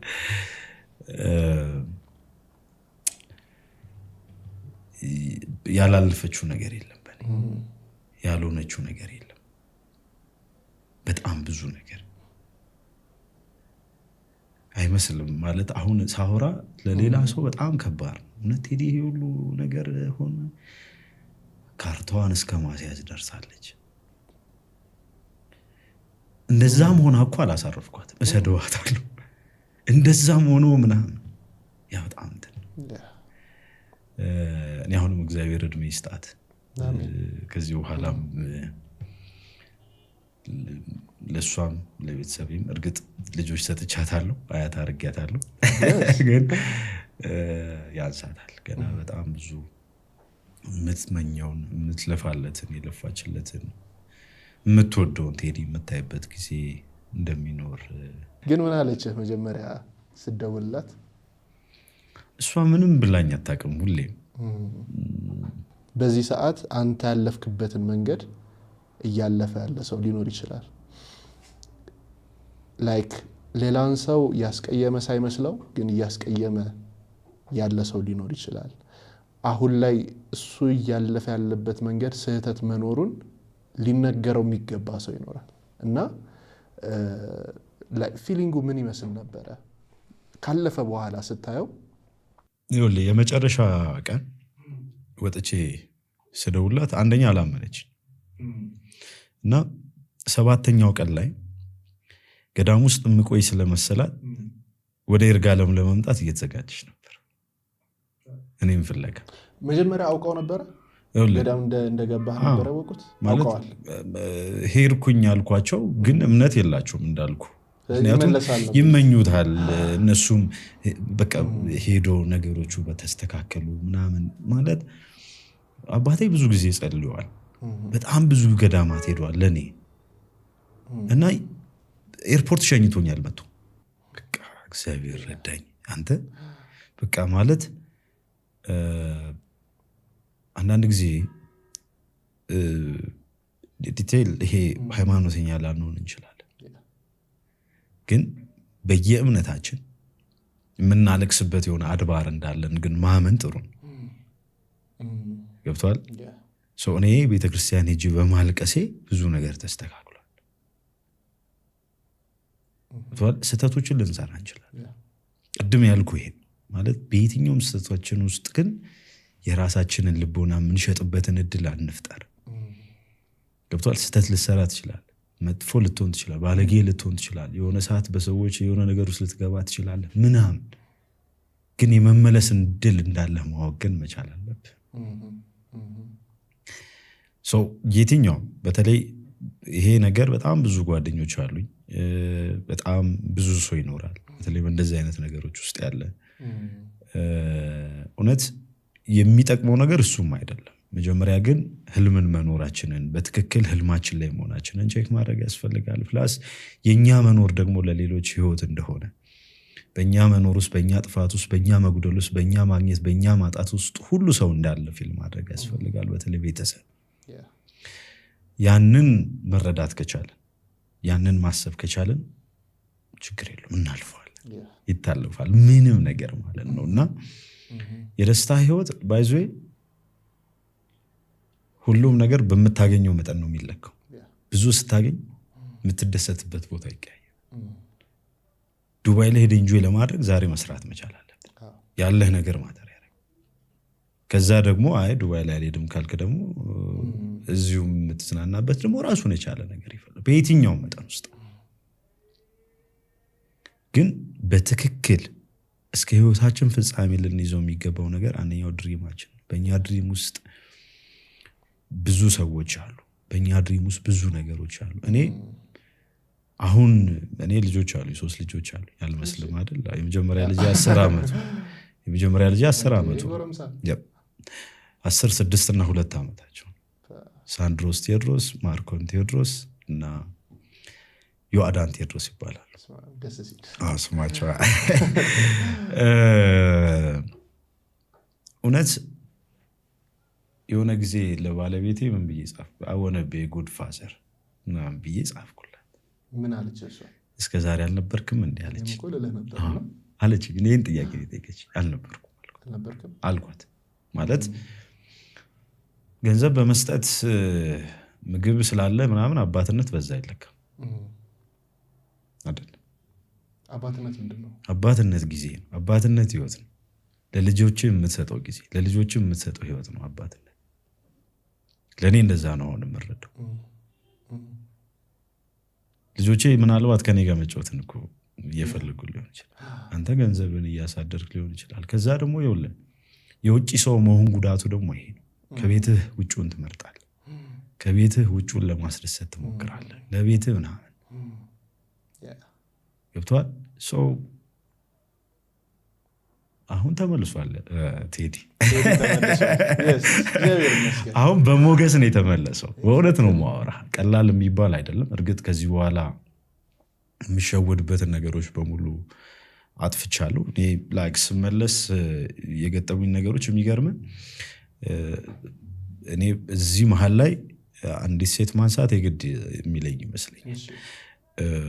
ልክ ወደ ገዳም ልሄድ ምናምን አካባቢ ስራ ላይ ነበርኩኝ በሻቱ ቶለማርያም የሁሉም ሲያካታልና ከእሷ ጋር ወደ አዋርድን ሰራ ነበረ። ኦርጋናይዝ ለማድረግ አግዝ ነበር ምናምን የት ነኝ እንዲህ ነኝ ሳልላት እኔ ጠፋሁት።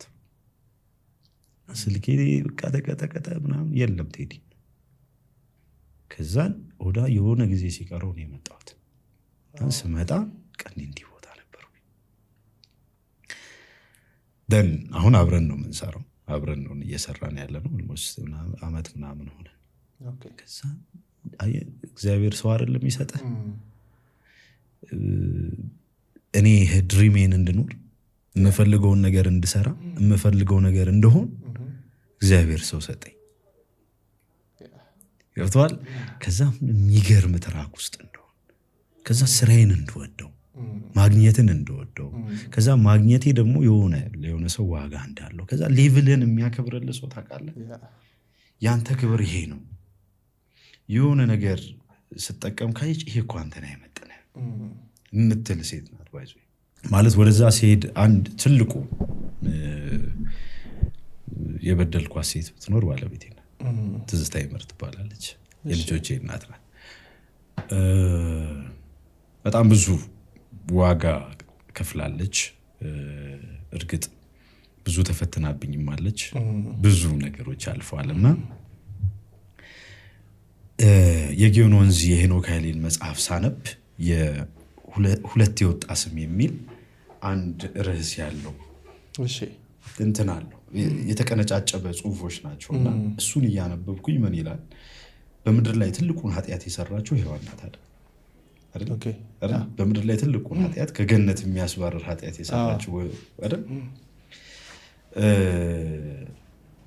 ኃጢአት ሰራች ብሎ አዳም ግን ሔዋንን ተበቅሏታል፣ ሰድቧታል፣ አዋርዷታል።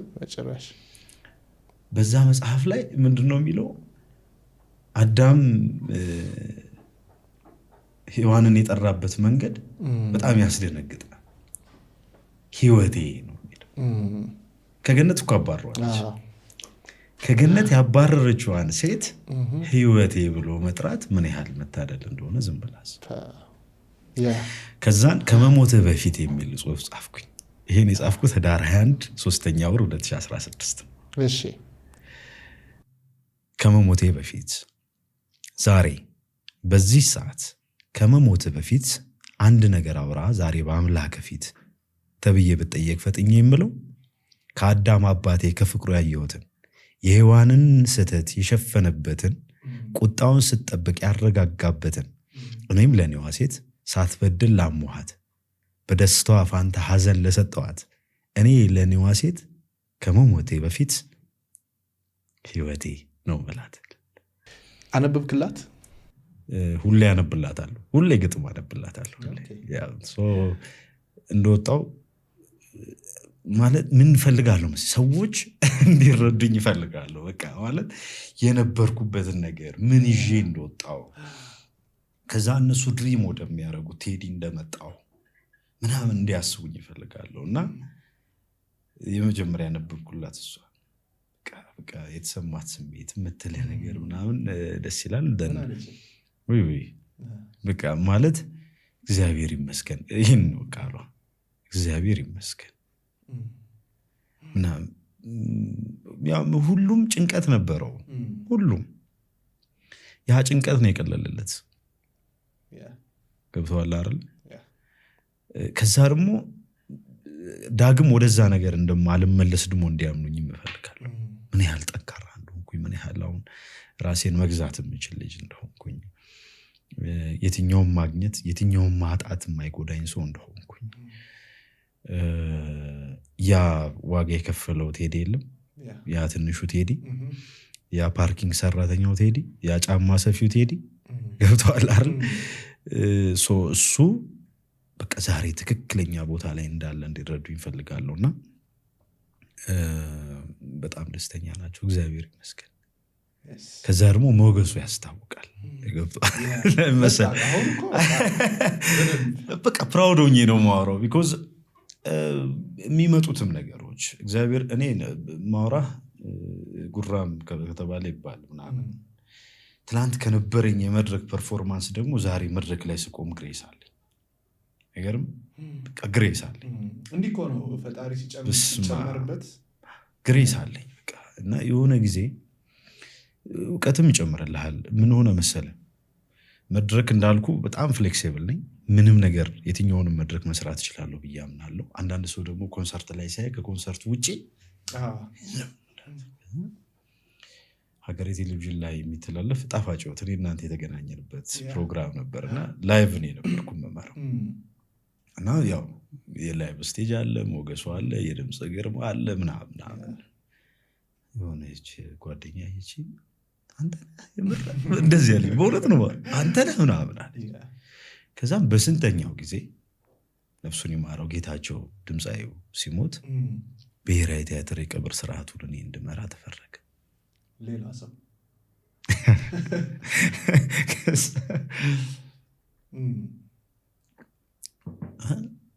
ማለት ብታውቀኝ ሌላ ሰው ሌላ በጣም ካል ማለት ኦፍኮርስ ያለበት መድረክ ያ ከዛ ሮባ ታደለ ሮባ ሶጣይ ተቀያየር እሺ ብሎኝ ተቀያየር እንዲህ ነው ያለኝ። ተቀያየር እሺ ብሎኝ ሄደ።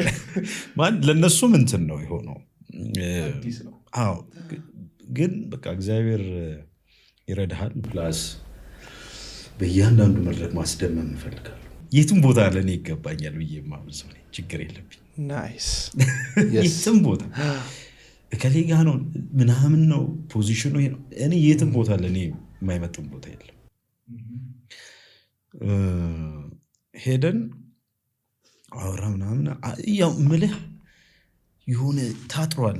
የሆነ ነገሩ ስለታጠረ እምነት ያለውም ሰው አለ፣ እምነት የሌለውም ሰው አለ። የሚያቀኝ ሰው ያምነኛል፣ የማያቀኝ ሰው እምነት የሌለውም። ደን ምን ሆነ መድረኩ ተሰጠኝ። ከዛን አሁን ስሙንም አልጠቅስልህ አንድ ሰው ልክ መድረክ ለወጣ ስል ጠብቆ መድረክ መምራት እኮ ሬዲዮ ዜና እንደማንበብ አይደለም አለኝ። ሊነካኝ ፈልገው ነው። ሳትወጣ ነው? ሳልወጣ ገና እሱ ሊነካኝ ፈልገው። እኔ ባይዞ ልንገርህ ደካማ ነው የሚለኝ ሰው ብርታቴ ነው። አትችልም የሚለኝ ሰው እያጠነከረኝ ነው። በእርግጥ ሁለት አይነት ሰዎች አሉ። ትችላለህ ሲባል በደንብ የሚገፋ አለ፣ አትችልም ሲባል ደግሞ ይሄዳል። እንዲሁም ትችላለህ ሲባል ወደኋላ ምን ሆኜ አልሰራውም እንዴ። እኔ በህይወት የምፈራው ደግሞ አድናቆት ነው፣ ጭብጨባ ምናምን። እመቤቴ በጣም ነው የምፈራው። ሰው ባያደንቀኝ ደስ ይለኝ። ታውቃለህ 200% ኢነርጂ መጠቀም 200% ኢነርጂ ማለት በጣም ትልልቅ የመንግስት ባለስልጣናት ያሉበት ያ በጣም ትልቅ ማለት አባይ ግዙፍ ነው። ፕሮጀክቱም ግዙፍ ነው። የሚዘጋጁት መድረኮችም ግዙፍ ናቸው። በጣም ብዙ ሰው ሚሊኒየም አዳራሽ ሞልቷል።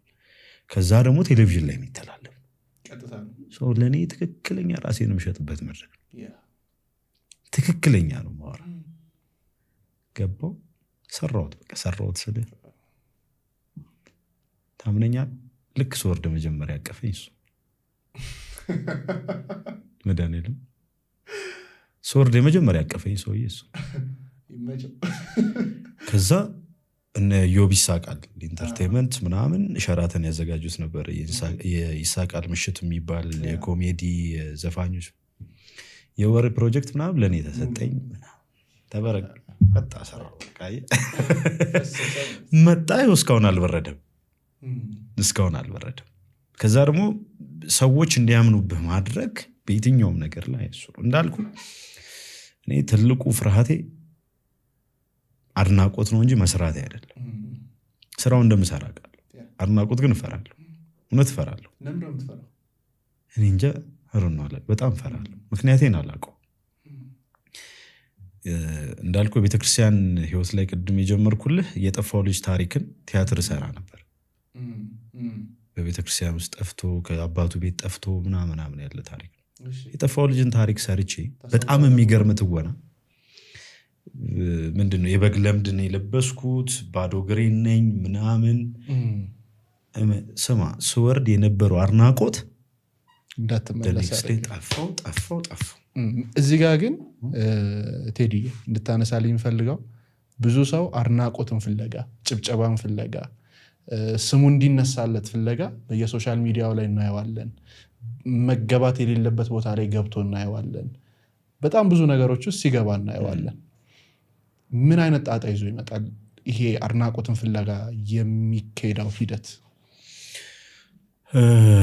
እንደ ሰዎች አቀባበል መተርጎም ይችላል። አድናቆት የሚገለው ሰው፣ ጭብጨባ የሚጥለው ሰው አለ። ጭብጨባ ደግሞ የሚያሳድገው ሰው አለ። ገብቶሃል አይደል? አንዳንዴ የጭብጨባው ልክ ወይም የሚጨበጨበል ቦታ ይወስነዋል። ግን አድናቆት ለእኔ እንደሰራህ የምታውቅበት ነው። አንደኛው ነገር ሰዎች እንደወደዱ የምትረዳበት ነው። ሰዎች በስራህ ስለኮሩ ስሜታቸውን የሚገልጹበት መንገድ ነው። ገብቶሃል አይደል? አድናቆት ደግሞ ቅድም እንዳነሳሁልህ ወደ እኔ ታሪክ ገብቼ ድሪምህንም የምታጠፋበት ነው። መከበብህ የሚበዛበት፣ ሰው የማይጠቅም ሰው ዙሪያ ላይ የሚገኝበት፣ ሰው ስትከበብ ደግሞ ራስን ምድር ላይ ብቸኛ ሰው አድርገህ የምትቆጥርበት ምናምን ነው። እነዛ ሁለቱን ነገር ፈራቸዋል። እኔ ብዙ ጊዜ መድረክ መርቼ ባክስቴጅ መቆየት ሁሉ አልፈልግም። እስማ ችኮላ እንዳልመስ ከዛ ደግሞ ቴሌቪዥን ፕሮግራም ሰርቼ ቁጭ ብዬ ራሴን አይቻላል። ለምን ማየት አልፈልግም። እውነት አልፈልግም። በቃ አልፈልግም። እኔ ስራውን መስራት ስራዬ እንደሆነ ነው ማሰብ ፈልገው። እኔ ይኸውልህ ዶክተር ውጤቱን ማየት ይፈልጋል አይደለ? ያከመውን ሰው ውድ ነው። እኔም ውጤቴን ማየት ይፈልጋል። ሰው በእኔ ተደስቶ ወይም ደግሞ የሚከፍለኝ ሰው ደግሞ መልእክቱን አስተላልፌለት በእኔ ደስተኛ ሆኖ ማየት ይፈልጋል። ያንን ካዩ ይበቃል። ሌላው ይሄ ለጭብጨባ ምናምን ብዬ የምሰራው ለገንዘብ ብዬ ነው የምሰራው፣ ለመኖር ብዬ ነው የምሰራው። ሌላ ገቢ እኮ የለኝ፣ ሌላ ህይወት እኮ የለኝ። ገብቶሃል ማለት አልደነቅም ስላልክ እኮ የምትሸውደው ነገር አይኖርም። ማምለጥ አትችልም። የአድናቆቱ ነገር ደግሞ ግን ራስን ያሰጣል። ግን አሁን የአድናቆት ሲመጣ እንዴት ነው መቀበል ያለብንስ? በፖዚቲቭ ነገር መቀበል ግድ ነው ብልህ። አድናቆት ነገ መሻገሪያ እንደሆነ ማሰብ፣ አድናቆት የስራ ውጤት እንደሆነ ማሰብ፣ ነገ የተሻለ ነገር መስራት እንደምትችል ማሰብ፣ ጠንካራ እንደሆንክ ፊል ማድረግ፣ እውነት ለቦታው የምገባ ሰው ነኝ ብለህ እርግጠኛ እንድትሆን ከማድረግ የዘለለ ደረትን እንድትነፋ ምናምን አይደለም። ገብቶሃል አይደል? እንደዛ ውስጥ ከገባህና ያደክበት ማህበረሰብ ላይ እኔ እኮ ማለት ምናምን እንድትል አይደለም። ምንም እኔ አውቀዋለሁ፣ ትንሹንም ማህበረሰብ ትልቁንም ማህበረሰብ። ገብቶሃል? የሚያነሳህም ህዝብ ነው፣ የሚጥልህም ህዝብ ነው። ማን ላይ ነው ፕራውድ የምታደርገው? ማን ላይ ነው የምትኮረው? ዝም ብለህ አንዳንድ ጊዜ አሁን ካየህ አንዳንድ ሰዎች በቃ በሚገርም ኤነርጂ ይመጣሉ፣ በሚገርም ክህሎት፣ በቃ የሚያስደምም አይነት ኳሊቲ ይዘው ይመጡና ሁሉ ህዝብ ሲያጨበጭብለት ሲያደንቀው ምናምን ጥፍት ብሎ በዛው ይቀራል፣ አይመለስም። እና በቃ እኔም አሁን አንድ እንትን የምለው ነገር ወደኋላ ሳይሆን በቃ ማልንቀሳቀስበት ማልሄድበት ምናምን እነዚህ አይነት ነገሮች ወደኋላ እንዳያስቀሩኝ ይፈራለሁ። መፍራት ብቻ ሳይሆን ሪስፖንሲቢሊቲ እኮ ነው አይደለ? ሰው ባደነቀህ ቁጥር ባጨበጨበልህ ቁጥር ለአንተ በቃ ከዚህ በላይ እጠብቃለሁ፣ አሁን የሰራኸው ነገር በደንብ አኩርተኸኛል፣ በደንብ ደስ አሰኝተኸኛል፣ ከዚህ በላይ እጠብቃለሁ እያለ እየነገረህ ነው። ግን አሁንም አንተ ሙያው ላይ ስለቆየህ እንድትነግረኝ የምፈልገው ሰዎች ለምንድን ነው አድናቆት ሲመጣ የሚሰናከሉት፣ ኢጎስቲክ የሚሆኑት፣ ጥግብ የሚሉት? እንደተገነባው ማንነት ይወስነዋል። ቀድሞ እንደመጣበት ይወስነዋል። አንደኛ ሙያን የምታከብር ሰው ስትሆን፣ ይሄ ሙያ ውስጥ ህይወት እንዳለ ስትረዳ፣ ይሄም ሙያ ማስከበርም እኮ አንድ ነገር ታውቃለህ። ሙያውን ማስከበር እንዳለብህ ፊል ስታደርግ፣ ሌላ ጥቅም ሳትፈልግ ማለት። አሁን ችግሩ ነው መሰለህ ከተማ ላይ ብዙ አይነት ሰዎች ስለተፈጠረ እውቅናን እንደ ይሄ ቻሌንጅ የሚፈልግ ሰው የለም። ታውቃለህ ወጣት ምናምን የለም እንደ በፊቱ ጣውረድ አይፈልግም። ቀጥታ የሆነ ነገር ላይ ማረፍ ነው የሚፈልገው። ለዛ የሚጠቀምበት ሰው አለ። ገብቶሃል አይደለ? ከዛ ደግሞ ያቺን ነገር ተጠቅሞ ደግሞ ራሱን ቢውል የሚያደርግ አመለካከቱን፣ አስተሳሰቡን፣ አቅሙን ኢኮኖሚካሊ ያለውን ነገር የሚያጠናክር ደግሞ ሌላ ሰው አለ። ያ ባለሙያ። አሁን እኛ ሀገር ላይ ባለሙያና ይሄ እንትን ነው መለየት ያልተቻለው። ባለሙያውን ከኖርማል ሰው መለየት አትችልም። የሚሸፈነው ደግሞ በዛኛው ልክ አሁን በጣም ትልቁ እንትን ሶሻል ሚዲያ ላይ ማለት ሰዎች ይለቅ የሶሻል ሚዲያ ሰክሰስ ብዙ ነው። ሶሻል ሚዲያ ላይ የምታየው ከዛ ልንገር አሁን ዲሲር በተለይ አሁን ባለንበት ጊዜ እኮ እውቅና ብርቅ አይደለም። እንዲያውም አለመታወቅ ነው ብርቅ አይደለም። የሆነ ቲክቶከር አንተ 14 ዓመትም ልፋ 20 ዓመትም ልፋ እሱ በ20 ደቂቃ የሆነ ነገር ላይ ሆነ ታገኘዋለህ። ከዛ ደግሞ ምን አይነት ትውልድ ይፈጠራል መሰለህ? ጋዜጠኛ ነኝ ከእንትን ነኝ ኖ ማለት ፕሮፌሽን ማክበር ስትጀምር ፕሮፌሽን የሚገርማል ያለህበት ፕሮፌሽን ወይም ደግሞ የሆነ የምጠራው ፕሮፌሽን በጣም የተከበረ ሰው ገብቷል። የሆነ ሰው እይታን ሳይፈልግ በጣም ረጅም ዓመት ዋጋ የከፈለበት ነው። በቃ ራስን ችለህ ለምን ዝም ብለህ አትኖርም? ገብቷል። አሁን ዲስ ዴይስ እውቅና እና ጭብጨባ እንደውም መደበቅ እንደውም አይሻልም ብለን ትንሽ ናይስ። ከዚሁ ከእውቅና ጋር በተያያዘ ታዋቂ ለመሆን እያሰብክ ነው መሰለኝ። ብዙ ሰው ለመሆን እየሮጠ ስለሆነ እንዴት ነው አንዳንድ ጊዜ በፍጥነት የምትሄድበት ነገር ቆም ብለህ ማየትና ማስተዋል ካልቻልክ ብዙ የሚያቃጥሉ ሰዓቶች ውስጥ የመግባት ቻንስ ከፍተኛ ነው እና ለመታወቅ ተብሎ የሚከፈል ዋጋ አለ።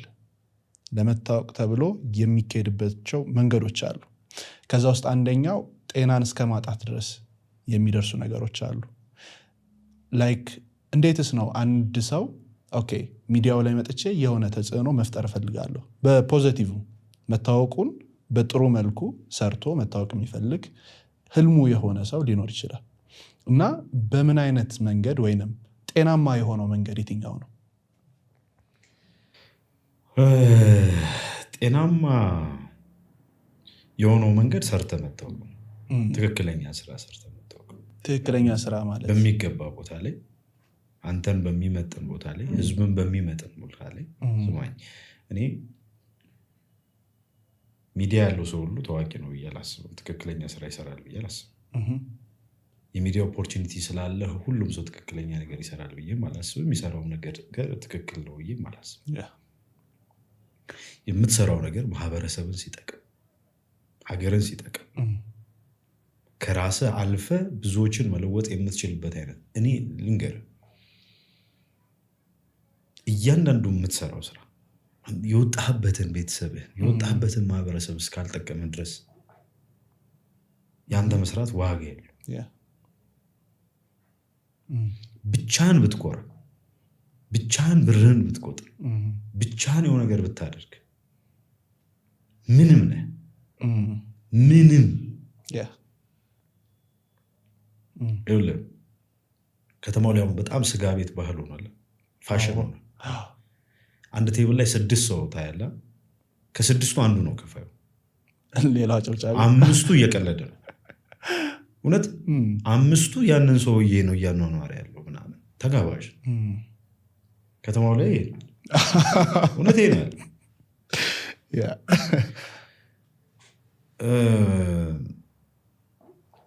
ማለት። ድሪምህን አስቀምጥ፣ ድሪምህን ተጓዘው፣ ድሪምህን ኑረው። ድሪምህ ሲያበላ ታዋቂ ሲያደርግህ ጥሩ። ያንተ ባልሆነው ነገር ውስጥ፣ አንተ ባልተፈጠርክበት ነገር ውስጥ፣ ማህበረሰቡን ባልጠቀመ ነገር ውስጥ አንድ ራስን ብቁ ለማድረግ የምትጓዘው ጉዞ ግን ትክክለኛ ጉዞ አይደለም። መውደቂያህም አጭር ነው። ብዙዎች ጀምሮ አቁሟል። በጣም ብዙ ሰዎች እኛ በእኛ ከሌ ተብሎ ተጠርቶ ምናምን ቅድም እንዳልከው የሉ። እኔ ብዙ ሰው ቴሌቪዥን ለምን አትጀምርም የቴሌቪዥን ሾው ምናምን ይለኛል። በጣም ብዙ ሰው ካለኝ ኤክስፒሪየንስ እኔ ብጀምር መልበስ ያምርብኛል። እንገር በእውነት ነው ማውራት ያምርብኛል። እሱን እኔ መሰክራለሁ። ከዛ እሱንም በደንብ አለባበሴ እሱንም አይቻለሁ። በጣም ክሬቲቭ ነኝ ብዬ አምናለሁ። ጥሩ ሆስት መሆን እችላለሁ ብዬ አምናለሁ። ግን መቆየት ስለምፈልግ ነው የማልጀምረው። ገብቶሃል አይደል? መቆየት እፈልጋለሁ። ልክ ሰይፉን አንሳል። ሰይፉ ነጋዴ መሆን ከብዶት፣ ሰይፉ የሆነ ነገር መሆን ከብዶት ገንዘብ አለው። ግን በቃ ህልሙ የኖረበት የሚያውቀው የገባው ነው። ይሄ የገባው ነገር ላይ ስላለ 10 ምናምን ዓመት አንድ ሾው ይዞ የትኛውም ሾው እስኪ ንገረኝ 10 ምናምን ዓመት ይቆይ? የለም። አትሊስት ሚኒመም አንድ ሾው 3 ዓመት መቆየት ካልቻለ፣ ኮምፒት ማድረግ ካልቻለ ከሌሎች ሾዎች ጋር ማህበረሰቡን መጥቀም ካልቻለ ምናምን ያንተ ሾው መጀመር ከእውቅና የዘለለ ነገር ምንም አያመጣል። እሱ አልፈልገው። ይሄ መቼም ለምን አላረጅም? የተሻለ አይዲያ የተሻለ ሐሳብ መጥቶ በዛ ሐሳብ ውስጥ እኔም ኖሬበት ሰውም ተመችቶት እስካልቆየው ድረስ የትኛውም ሾው አልጀምርም። ገብቶሃል አይደለ? በቃ ማለት እንዳልኩ እኮ ነው። እኔ ብዙ ማህበረሰብን አይቻልፍያለሁ። ሁላችንም ተመሳሳይ ህይወት ነው ያለን። የኢትዮጵያዊ ህይወት በሙሉ የተራራቀ አይደለም። ስለዚህ ያንን ነገር ውስጥ ገብተህ የሆነ ነገር እስካልፈጠርክ ድረስ፣ ለውጥ እስካላመጣህበት ድረስ ገብቶሃል አይደለ? ያንተ እውቅና ማግኘት ባዶ ነው። ከዛ ደግሞ የማይሆን ነገር ሰጥተው ደግሞ እውቅና ነው የሚፈጥሩ። ቅድም እንዳልካቸው አይነት ሰዎች አሉ።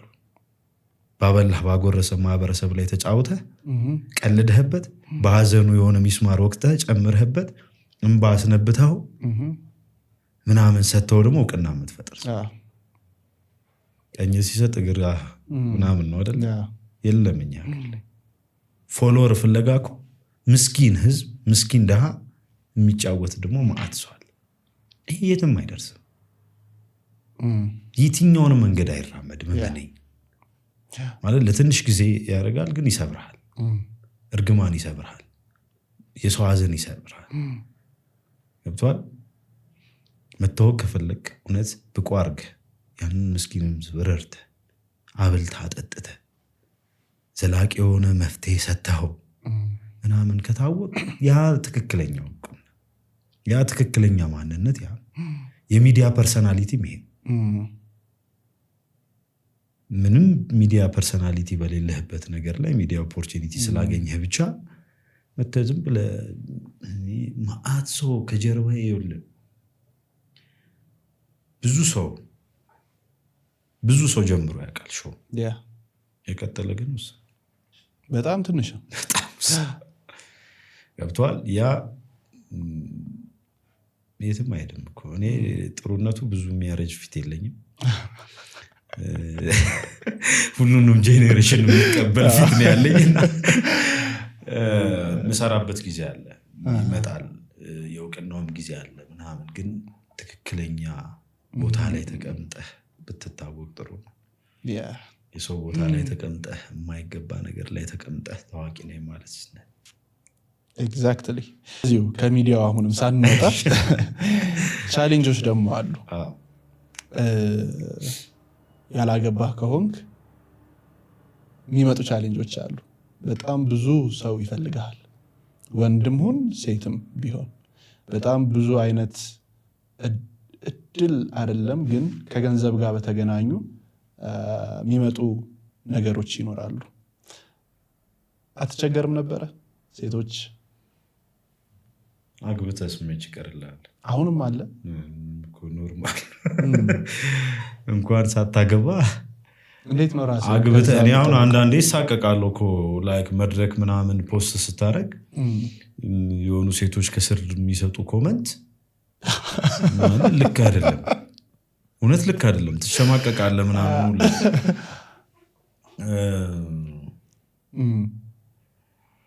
በፊት የምትቋቋምበት አቅም አለ፣ አሁን ግን የምታፈርሰው ቤት አለ።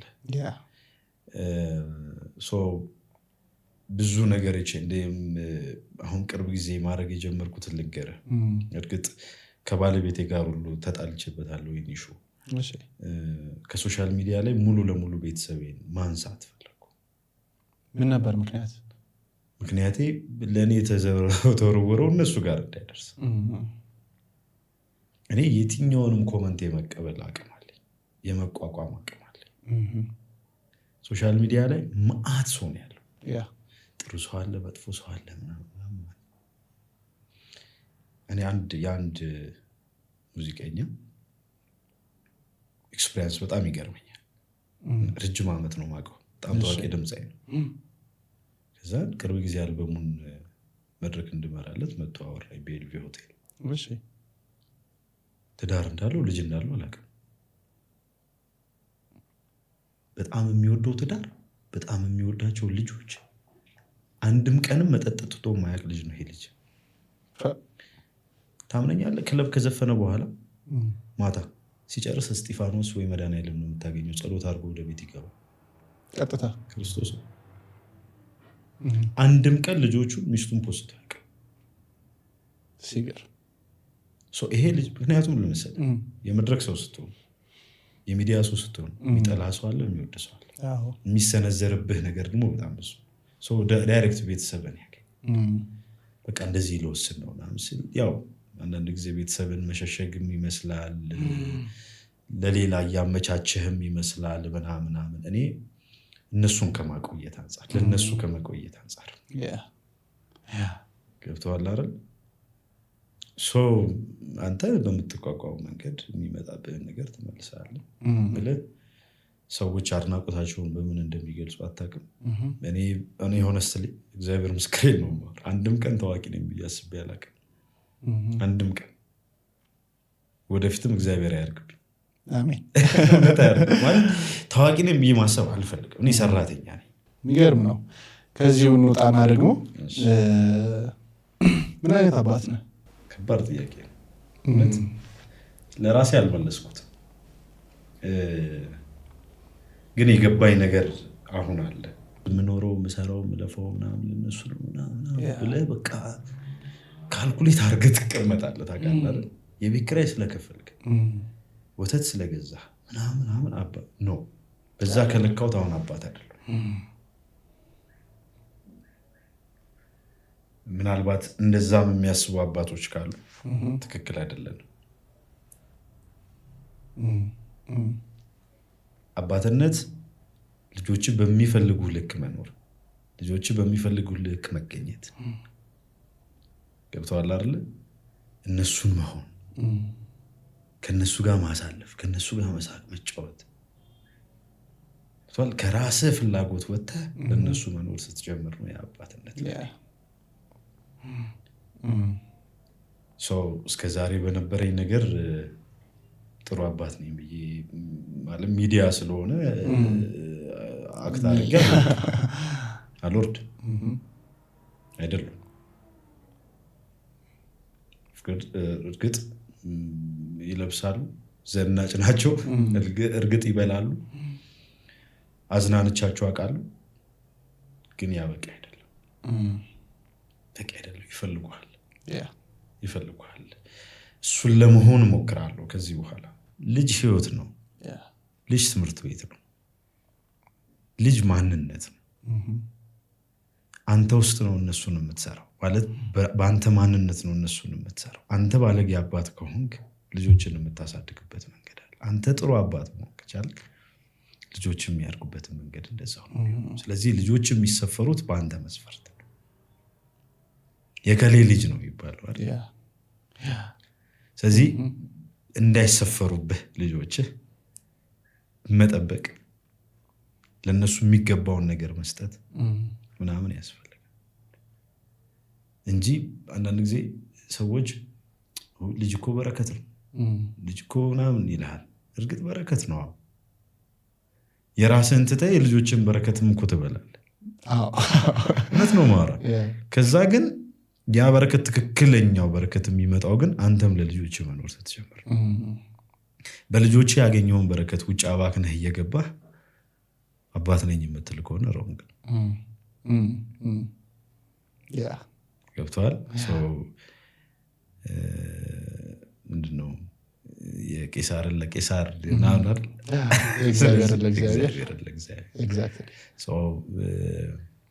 ከዛ አንጻር ከለካሁት ገና ነኝ። በትዳርም ብዙ ዓመት አልቆየሁም። አክቹዋሊ ግን አንድ የትዳር ሲዝን 10 ዓመት ነው ተብያለሁ። ስለዚህ ገና እሱ ሲዝን ላይ ነው። በወጣትነት ማግባትስ ምን ጥቅሞች አሉት? ሪስፖንሲብል እንድትሆን ያደርግሃል። ትክክለኛ አጋዥና ጋር ካገኘህ ደግሞ የህይወትን መስመር በመረዳዳት እንድታልፍ ችግሮችን የምታሳልፍበት ማለት ውጪ ከፍቶ የገባህበትን ነገር ውጪ ተብላሽቶብህ የሄድክበትን ነገር ለብዙ ሰው ከምታወራው ለእኔ ለምትለው ሰው ማውራት ቀላል አይደለም። ትዳር ሚስጥር ነው፣ ትዳር ገመና ነው ብዬ ነው የማምነው። በእሱ አንጻር ትክክለኛ ነገር የሚረዳህ ሰው ካገኘህ፣ ትክክለኛውን ሰው ካገኘህ፣ ትክክለኛው ሚስት ካገባህ ምናምን ትዳር መልካም ጎን አለው። በተቃራኒው ደግሞ ህልምህን የሚያጨልም አንዳንድ ሚስቶች እኮ ይኖራሉ አይደል? የእንትን ህልም ትተህ ለነሱ ህልም ውስጥ ብቻ እንድትቆይ ዲዩቲንክ እኔ 10 ምናምን ዓመት ልጅነቴን ያጣሁበትን ድሪም ዛሬ የሆነች ሴት መታ ያንተ ድሪም ጥሩ አይደለም በእኔ ድሪም ሂድ ስትለኝ የምቀበል እንደዚህ አይነት ሴቶች አሉ። ስለዚህ ምርጫህን ትዳርህን መልካም መጥፎም እንድትሆን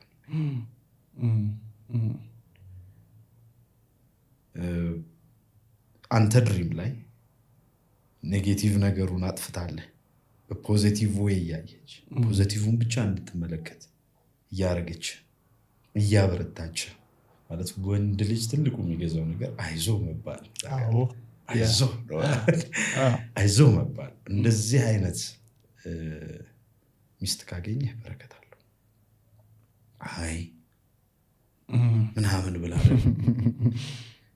እሷ ለ4 ቀን ለ3 ቀን አጠገብ ያላስቀምጣት እውነት አላስቀምጣት። ስለዚህ አግቡ ነው። ኦፍኮርስ ምርጫን ካወቅከው አግባ አይደል? በረከቱ ጥሩ ነው። አጋዥ ያስፈልጋል፣ የምታወራው ሰው ያስፈልግሃል። እኔ ሴት ልጅ ብርታት ናት ብዬ አምናለሁ። ብልህ ናት። እኛ ከምናይበት ወንድ ዳይሬክት ነው የሚያየው፣ እኛ ከምናይበት አንግል በብዙ ነው የሚያዩት። ሰው ጉዳትህን አንተ ላይ የሆነ ነገር የምታይልህ ሴት ካገኘህ፣ ያንተን ጉልበት የምታበረታ ሴት ካገኘህ፣ ፍርሃተ እግዚአብሔር ኖሯት አንተንም የምታስተምር ሴት ካገኘህ ትዳር በረከት ዋይናት ያግባው። እንዴት ነው ሚስትህን የምትገልጻት? ህይወቴ ብዬ ኤግዛክትሊ ተገኝቷል። በግጥም ገልጬዋለሁ። ምንድነው መሰለህ ሰው መልካም ባህሪም መጥፎም ባህሪም አለው። የትኛውም ሰው ፐርፌክት አይደለም። የትኛውም ሰው ከሁለት አንግል ልታያት ይገባል። ሚስትህ ሁለቱንም ጎኗን ልትወድላት ይገባል። ጥሩንም መጥፎ። አንድ ጊዜ ተናደህ እኮ መጥፎ ናት ምናምን ብለህ ሊሆን ይችላል፣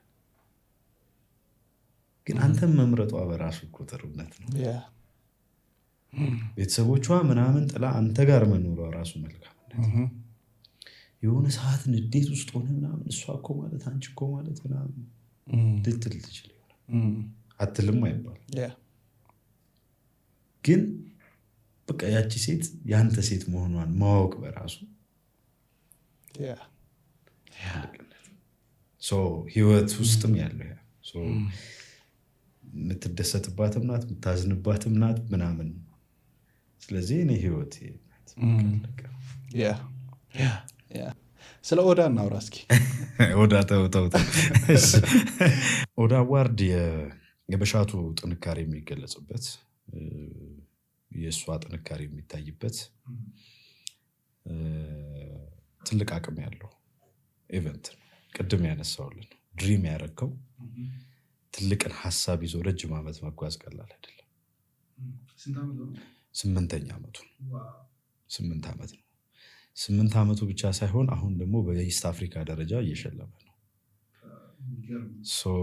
ይህ ሁሉ ነገር የመጣው በእሷ ጥንካሬ ነው። እኔ ጆይን ያደርኩት ላስት ይር ነው በአጋዥነት። አሁን ደግሞ ያው በጋራ አብረን ስለምንሰራ ኢቨንቱን ማኔጅ በማድረግ አለሁኝ። ስፖንሰር አካላት ያሉ ቲም አለ አብረን የሚሰራው። ለምሳሌ አንደኛው ቢጃ ኢትዮጵያ ነው። ቢጃ ኢትዮጵያ ቲም አለ። ዋፋ ማርኬቲንግ የስቴጅ ግንባታውን ስክሪኑን ምናምን ይሰራው ዋፋ ነው። ፎቶ ፕሮዳክሽን ቪዲዮ የሚሰራው ዞላ ነው። የዲጄውን ፕሮግራም የሚሰራው ዊሊ ነው። ዲኮሩ የሚሰራው ኤቢ ነው። ይሄ ሁሉ ቲም አለ። ያ ቲም ኦልሞስት ከወር በፊት ነበር ዲስከስ የሚያደርግ የነበረው። ከዛ ደግሞ የቢቴም በሻቱ ቶለማርያም መልቲሚዲያ ሜን ሰራተኞች ደግሞ ለረጅም ጊዜያት ከፕሮዳክሽን አንጻር ከእያንዳንዱ ነገሮች አንጻር ሲዘጋጅበት ነበር። የዚህ ሁሉ ቲም ውጤት ነበር። በአሁኑ ከኢስት አፍሪካ በጣም ወጣት የሆኑ በጣም ብዙ ፎሎወር ያላቸውን ሰዎች ነበረ የሸለምነው። ኤዲ ኬንዞ ከኡጋንዳ፣ ከሲሸልስ ሌሎችም አሉ፣ ሳውት ሱዳን፣ ኦልሞስት ከ8 የአፍሪካ ሀገራት ከኤርትራና ሚሊዮን አይሉን ጨምሮ ሌሎችም ብዙ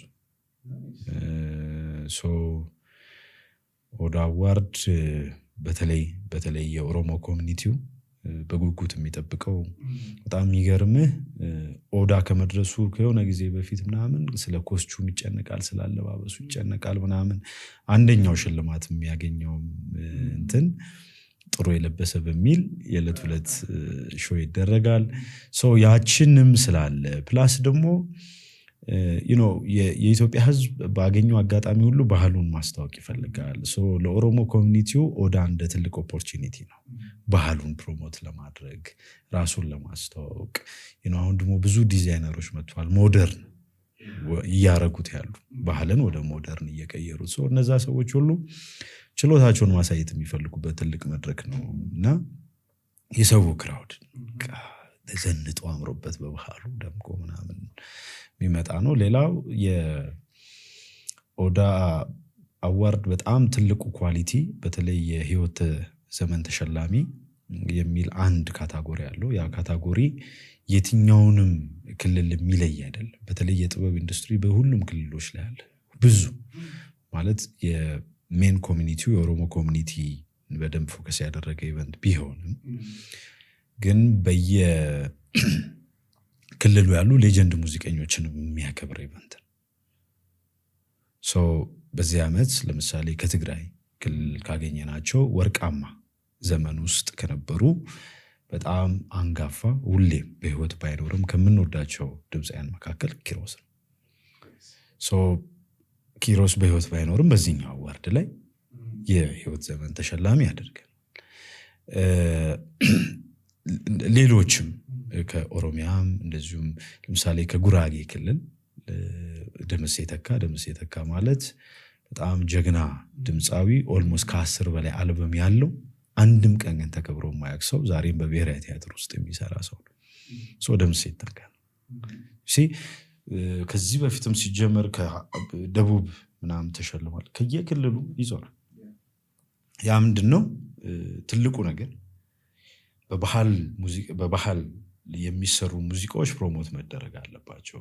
የባህል ሙዚቀኞች መበረታታት አለባቸው። ማለት አንዳንድ ጊዜ ዘመናዊውን ብቻ ትኩረት ስታደርግ እዛ ያለውን ትክክለኛ ቱባውን ካልቸር እየተወክ ትመጣልና ያ እንዳይፈጠር እሱን ያደርጋል። በጣም የወደ አንደኛው ሞድለት ኳሊቲ እሱ ነው። ከቅድም ጀምሮ ህልሜ ድሪሜ እያልከኝ ነበርና ምንድነው ህልሜ? ባለኝ እውቀት አሁን በምሰራው ስራ አሁን በምኖረው ህይወት እኔ በገባኝ ልክ ያለው የኔ ማንነት ጠብቆ መቆየት በሙያው በጣም ትልቅ ሰው መባል አንቱታን አሁን ከእውቅና አይደለም አንቱታን ማግኘት ትልቅ ሰው መባል ብዙ ነገሮችን መስራት በተለይ በዚህ ኢንዱስትሪ ላይ አዳዲስ ነገሮችን መፍጠር ምናምን ከዛ የማይረሳው ቴዲ መፍጠር እፈልጋለሁ እንደ ሀገርም የማይረሳው የማይሰለቸው የማይተውን ቴዲ መፍጠር እፈልጋለሁ ቴዲም ብሎ የሚመጣ ደግሞ ኦዲየንስ እንዲኖር እፈልጋለሁ ቴዲ ደግሞ ምን ሊያሳየን ነው በዚህ መድረክ ብሎ ሰው እንዲያስብ ዘፋኙን የሚጠብቀውን ያህል መድረክ መሪውን እንዲጠብቅ ከዛ ትልቁ ነገር ደግሞ ቅድም ያስከፋውት ብዙ ሰው አለ አይደል የህዝብ ደግሞ ደስተኛ ሲሆንብኝ ማየት ህልሙ ሲስተካከልለት ማየት ከኔ ያልፌ ለሰዎች መትረፍ ስችል ማየት ሌላ ኤምሲ በፈጥር ደስ ይለኛል የራስ የሆነ ተቋም ኑሪ የምር ነው ሌላ መድረክ መሪ የምፈጥርበት ተቋም እንዲኖረኝ ይፈልጋሉ ደግሞ ይኖረኛል ሩቅ አይደለም እውነት ሩቅ አይደለም አንድ ከተማው ላይ ብዙ መድረክ መሪ ካየ እንዳደነግጥ እውነት እነዚህ አይነት በጣም ብዙ ህልሞች አሉኝ ከዛ ግን ትልቁ ህልሜ ቤተሰቤ ነው ኦኬ ትልቁ ህልሞቼ ልጆቼ ናቸው እነሱን ትልቁ ቦታ ላይ ማየት እነሱን ማድረስ በእኔ ሰክሰስ ሲደሰቱ ማየት it's my dream yes ደግሞ እንደምታደርገው ምንም ጥርጥር የለውም አለቀ እንትና ተበጥሷል ኤግዛክትሊ መጥፎ ነገር ተበጥሷል እጅግ በጣም አድርጌ ነው የማመሰግነው ምናልባት ከዚህ በኋላ አንተን ማግኘት የሚፈልጉ ሶሻል ሚዲያ ኦር በምን ሊያገኙ ይችላሉ ኢንስታግራም ላይም አለው ፌስቡክ ላይም አለው ቲክታክ ላይ አለው ሊንክድኢን ላይ አለው ግን ቴድሮስ ሲሳይ ሳይሆን ኤምሲ